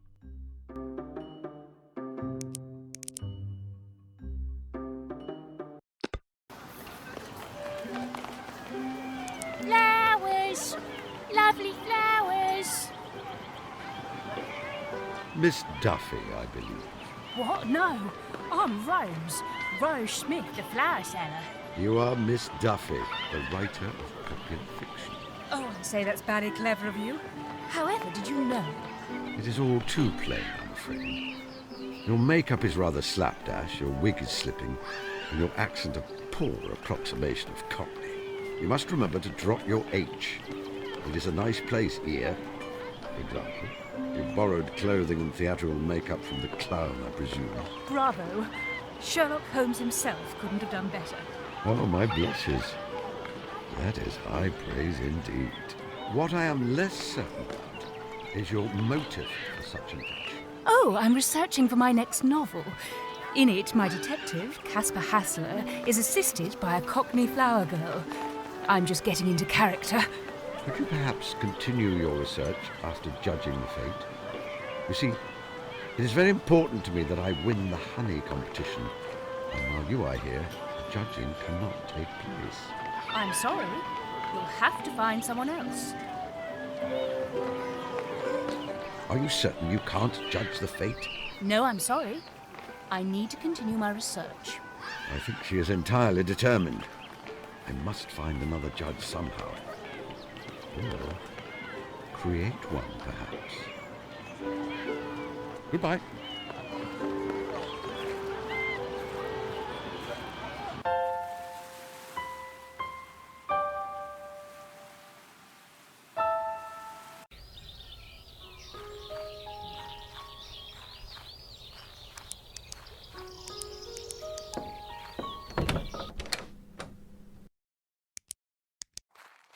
Good day, Mrs. Kumar.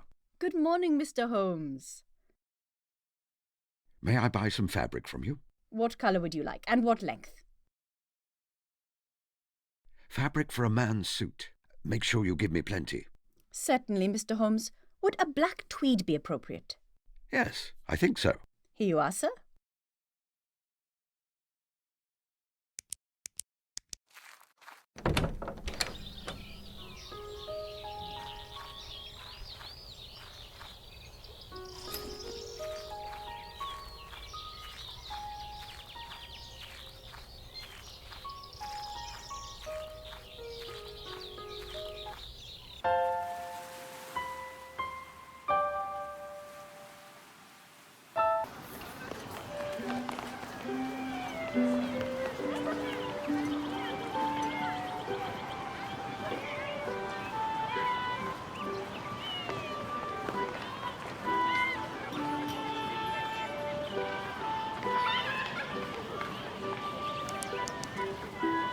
Don't be absurd.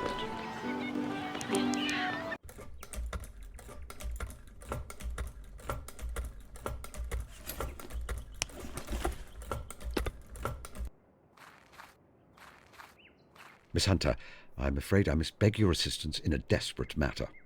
Of course, Mr. Holmes. How can I help? I need you to make a suit for me out of this fabric.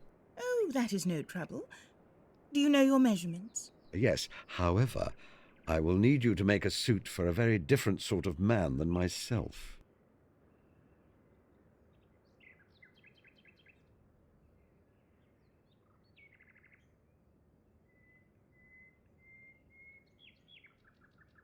I think you suit a larger frame, Mr. Holmes. I feel it is not complete.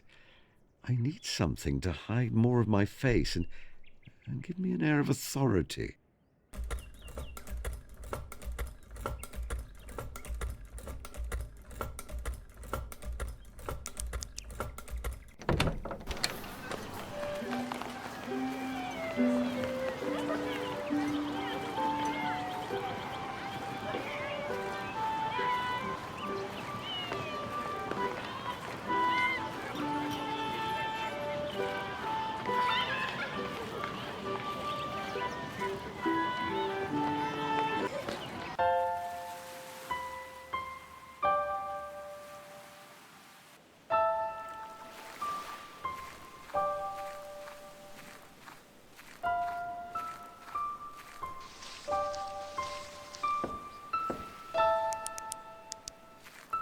Hello, Holmes.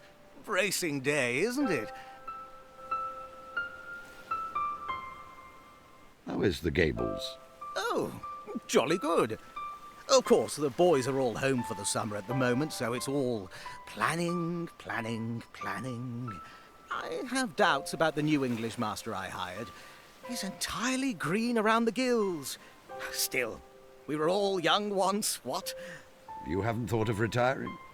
No. I live to teach. Whatever would I do if I retired? Could I borrow your monocle for the afternoon, my dear fellow? Whatever for? Suppose if I were to say that it's for some amateur dramatics, you would not believe me. No, I would not. I think it is for mischief. You may not have the one I am wearing, but I do carry a spare. Here, Holmes. Don't lose it, please. Good fellow. I will combine it with the suit I acquired earlier to make a complete disguise. Goodbye, Stackhurst. Goodbye, old man. Give my regards to the doctor. I know this will disappoint you greatly, but I only intend to wear this disguise at the village fete itself. I will get changed while I'm here.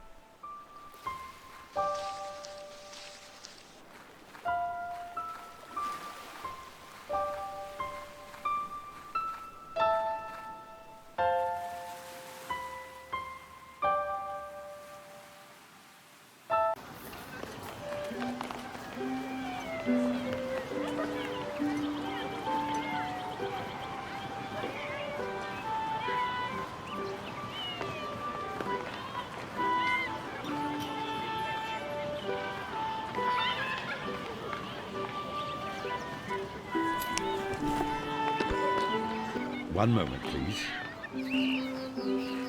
Oh, no. This is ghastly. Wretched. Horror of horrors. I look like... my brother.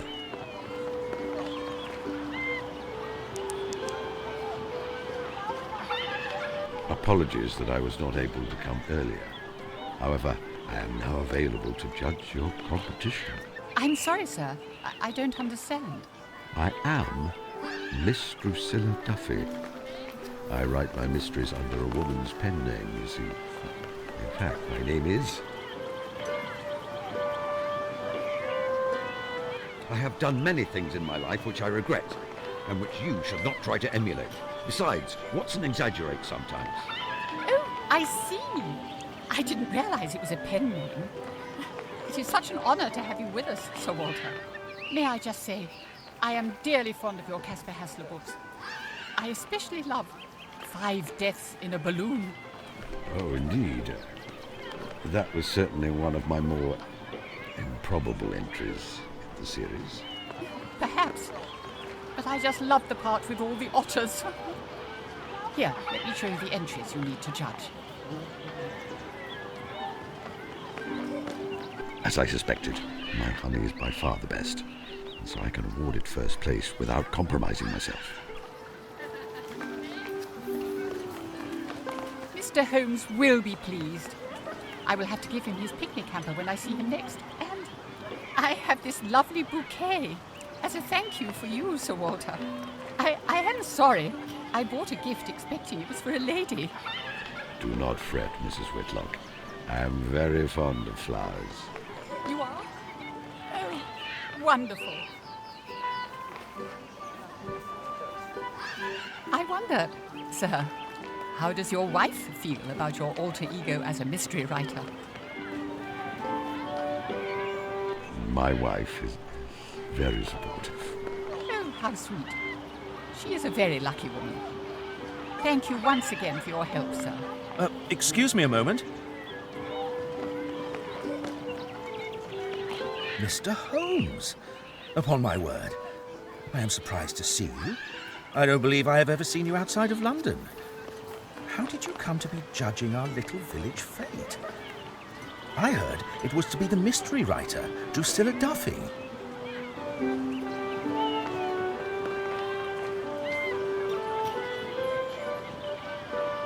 I am here through my association with my brother. You have, after all, included me in several of those sketches of yours. I find myself a famous man, quite against my wishes. I do apologize if I have caused you any inconvenience, sir. I know you greatly value your privacy. Do not fret, Doctor.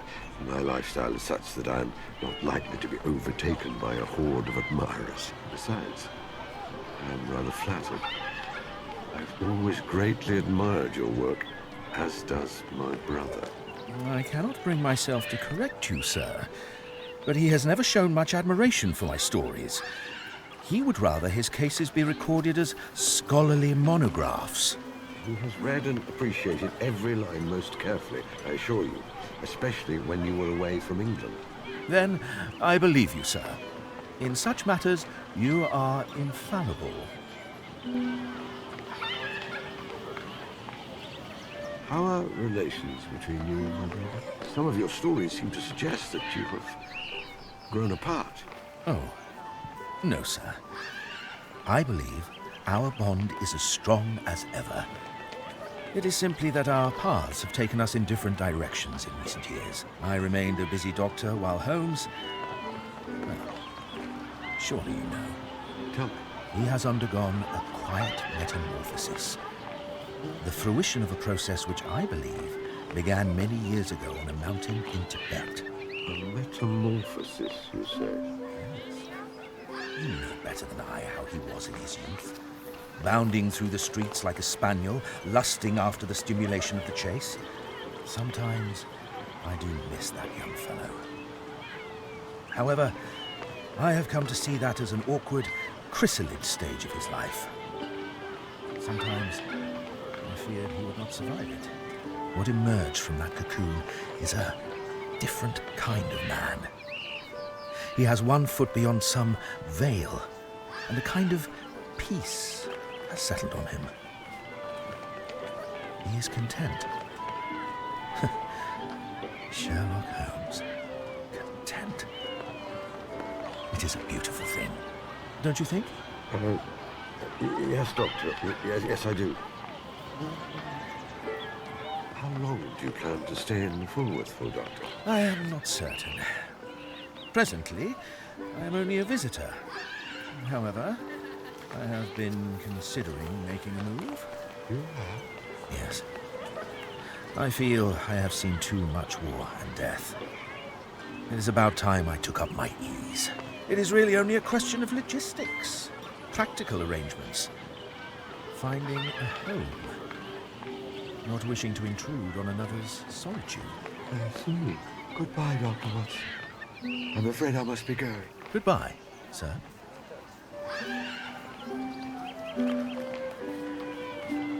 That was unexpected. Suppose I should return to my usual pool.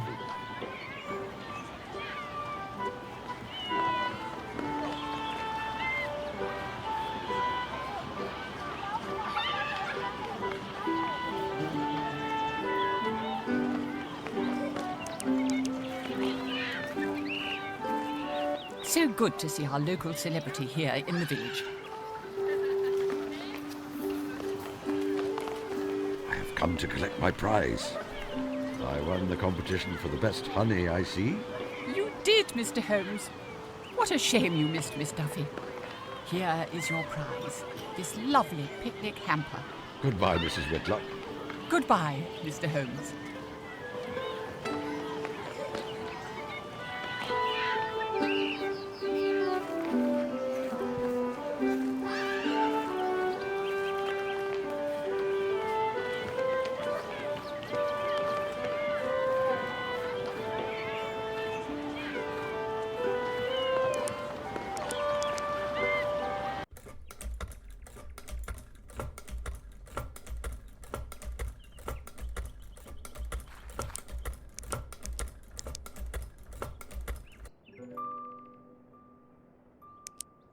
A soldier, an officer, in fact.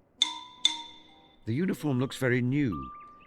He'd not seen any action when this photograph was taken.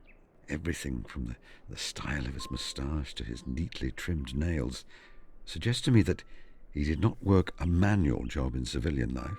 So many promising young men shared his fate. It all felt quite distant to me. I was ensconced in undercover work, so I did not see the fighting.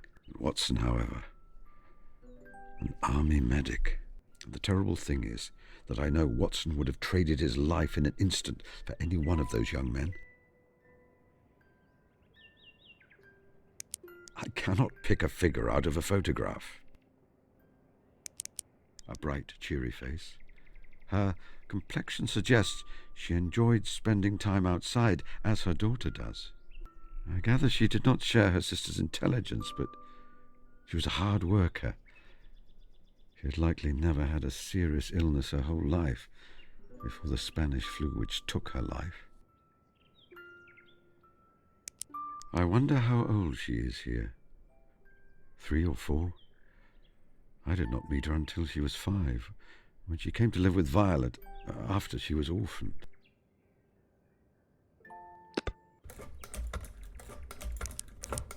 This photograph is very precious to Miss Tilda. I should not take it without a very good reason.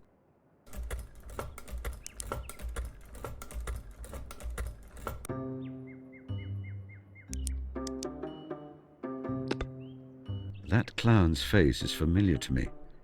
Surely it is the man in the photograph. He is Miss Tilda's father.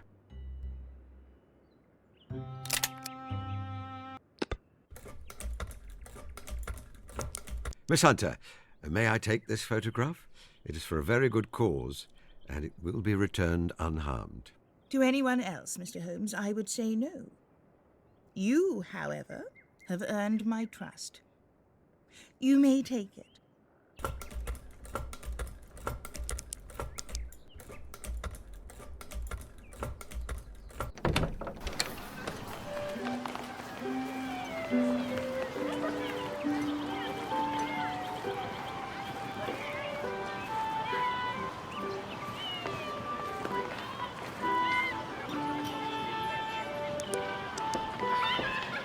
Hello, hello. I believe you are the father of a little girl. A little girl? No, not I. Ruffles the Clown loves all children, but he doesn't have one of his own. He refuses to acknowledge it, or is unable. Perhaps if presented with some more concrete evidence. Goodbye. Goodbye, sir. What's that? This is... Where did you get this? You are the soldier in the photograph, I believe. Yes. And the woman is my wife, Jane. And the little girl, my daughter, Matilda. I thought this was lost.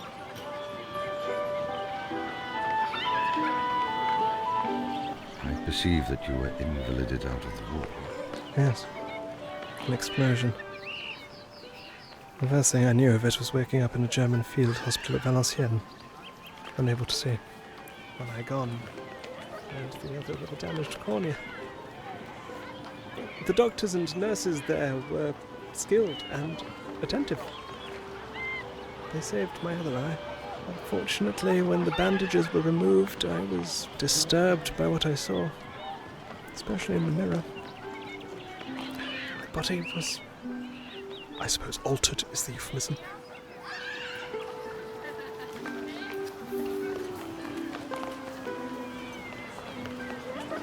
Your injuries do not seem so bad. With all due respect, sir, I do not think you would say so if they were your own injuries. I had my disfigurements well, but I can assure you that they are extensive and severe. Besides, my face and my body do not feel like my own anymore. That is disturbing in itself. Quite. I apologize. What happened to your family? I was a prisoner of war for a time before being sent back to England. I discovered that I had been labelled missing in action before formally being presumed to be dead. I rushed back to our little cottage. I expected to embrace Jane at the door and for everything to be set right. Foolish, I suppose. Perhaps. But it is a sentiment I understand all too well. She was not there? No. The house was empty. I asked neighbours and they told me she had died and that my daughter had been taken away to live with my wife's sister, Miss Violet Hunter. I thought myself damaged before. But with that news, it fell apart utterly. You did not go to visit Miss Hunter to let her know that you lived? No, Mr. Holmes, I was unwell. It was shameful. I thought that little Tilda would be better with a heroic memory for a father than a broken half-man.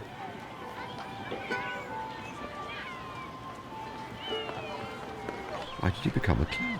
Firstly, because becoming someone else has helped me to recover. Ruffles the Clown isn't a widower.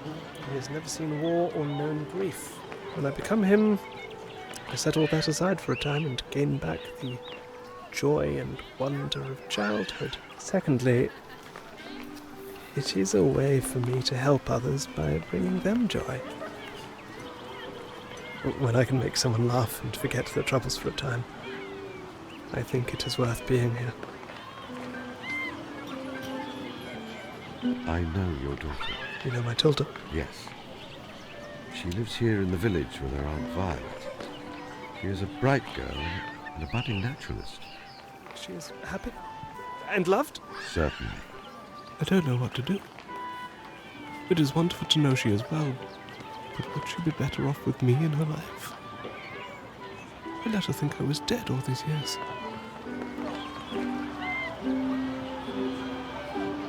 I think you should tell her. It would mean a great deal for her to have you back in her life. What if she cannot forgive me for letting her think I was dead all these years? What if she thinks I am a bad father? Then at least you have given her the ability to make that choice. Speaking as someone with extensive experience of human nature, and Miss Tilda in particular, I think she will both forgive you and love you as you are.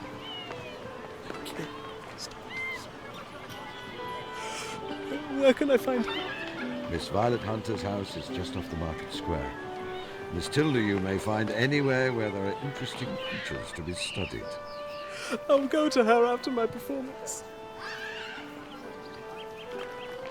A little girl. My little girl. May I keep the photograph? Under the circumstances, perhaps you should.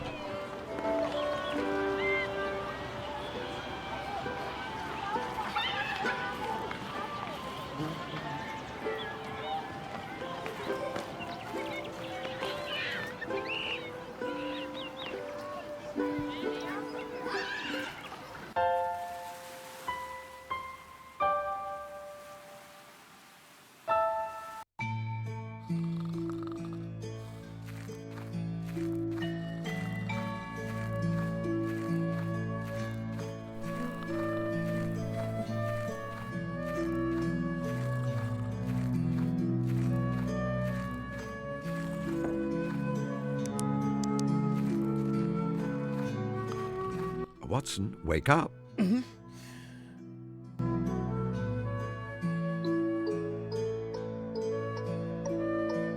I have noticed something about you, dear fellow. I have no further deductions concerning Watson at the moment.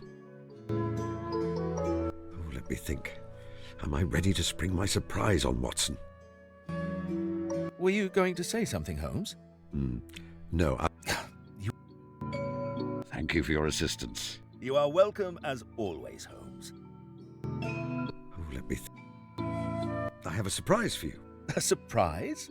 Yes, one worth waking up for, I assure you. Follow me.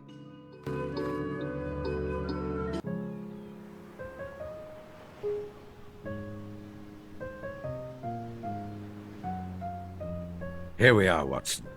The perfect spot for a picnic, wouldn't you say? The swooping vistas, the tang of sea salt in the air. The view certainly is breathtaking. You are so fortunate to have this on your doorstep. It makes one never want to see London again. After so long here alone, I've almost forgotten my fortune. When one has experienced a thing many times, a receptive companion works wonders to rekindle the enjoyment. And that is your greatest gift, my dear fellow. It always was. I worked many cases alone, but it is the ones where you accompanied me that are the most treasured in my memory. Thank you, Holmes.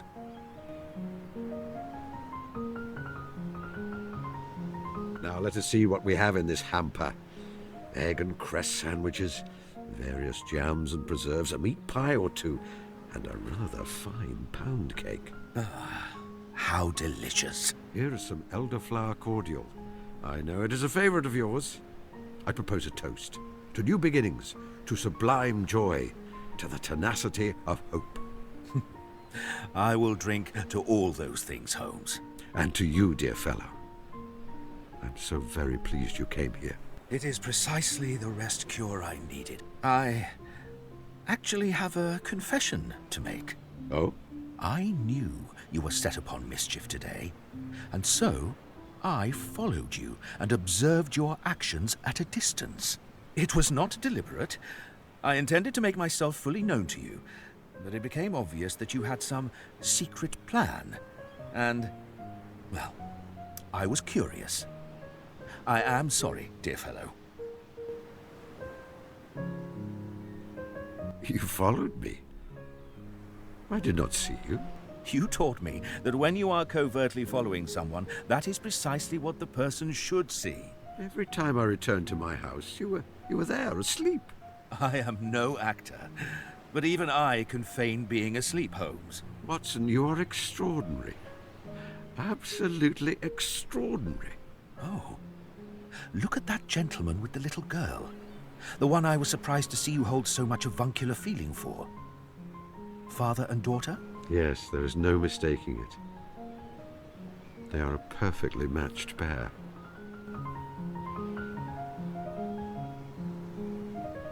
I must take you to meet her. She is a sweet little thing and very intelligent. I would like that. I appreciated getting to help you in that caper earlier today. Although, I wonder if you should have enlisted the help of that little fellow, Sanjay, especially after you hurt his feelings. You talked to him, didn't you? He was terribly upset with me. And then I was suddenly quite forgiven. I put it down to the caprice of youth, but it was you, wasn't it? Yes. I overheard you talking to the boy and saw his reaction. Later, after you had left, I introduced myself to him.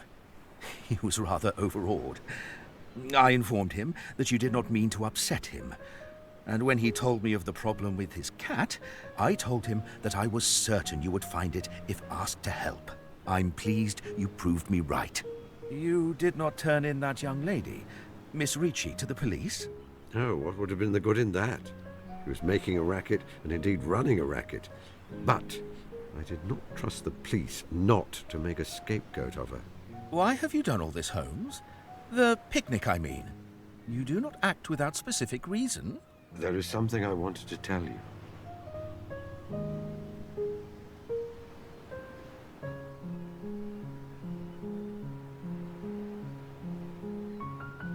You are as assuredly family to me as anyone who has a link to me by blood. We are bound together by deep ties, you and I. I feel entirely the same. I have had no other family for most of my life. And so, I have always thought of you as such. I was certain that it was a sentiment you shared. There have been times when I have caught a glimpse of your great heart as well as your great brain, you know. But to hear you actually say it? An unexpected treasure. Worth waiting 40 years for. Thank you.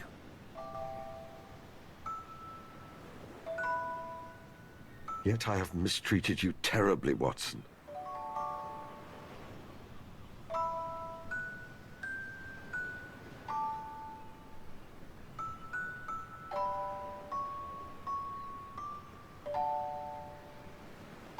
I have withheld truths, even when it caused you pain. That is true. There were 3 long years when I thought you were dead. I grieved for you. Yet you were alive. The wound healed long ago, but the scar tissue will always remain. Why have you taken me on as a burden when I have mistreated you so? You do not know the answer to that. Tell me. Oh, no. I will make you deduce it. But let me give you more data. Why did you take me on as a burden? You are not a burden. Of course I am. I am not a genius, therefore always one step behind you in matters of the mind. I frequently suffer from my war wounds, so I am slow and must be left behind. I have left you to get married, and embroil myself in the kind of domesticity you do not care for. I'm sure there have been times I have frustrated you in our years of association. Oh, that is nothing. That is like looking at sea foam and calling it an ocean. The traits you mention are precisely those I value so highly in you. Your receptive mind gives me clarity. Your determination in the face of pain and injury gives me courage. Your romanticism and caring nature are entirely charming. Ah. So, you would say that sometimes the things we find most difficult about a person are also an aspect of the things we love most about them. I am a fool. No, Holmes. You are fallible. Thank heavens for that.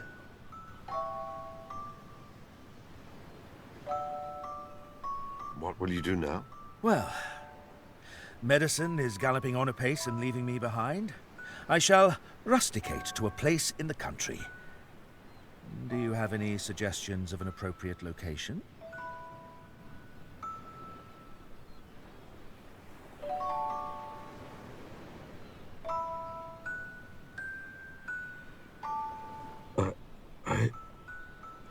Holmes, you are trembling. Oh, confound snakes and air guns and waterfalls and maddening poisons. This is fear. Whatever are you afraid of? You have artfully opened the way for me to ask you to stay here. For this to be your home as much as mine. But I'm afraid I will treat you badly. We will quarrel terribly, and then I will lose you again. Of course we will quarrel. You think that two caring people whose lives are caught up together never get thoroughly sick of each other?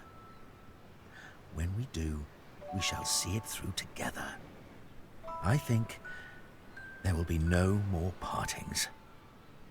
Except the one brought about by Death himself. And I think even he may have a hard time of it.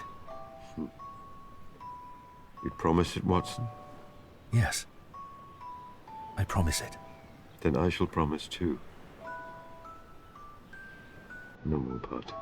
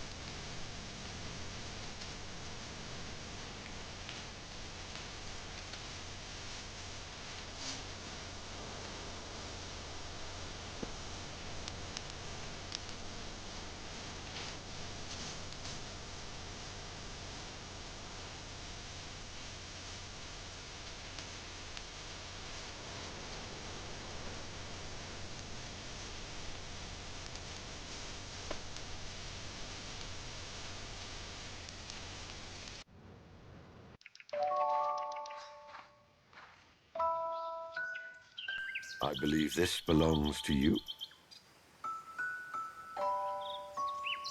I also feel that I should observe the ancient custom which says that bees should be informed of significant events in the life of their keeper. Births, deaths, marriages, and so forth. Watson shall be staying here permanently. It's only right that you know.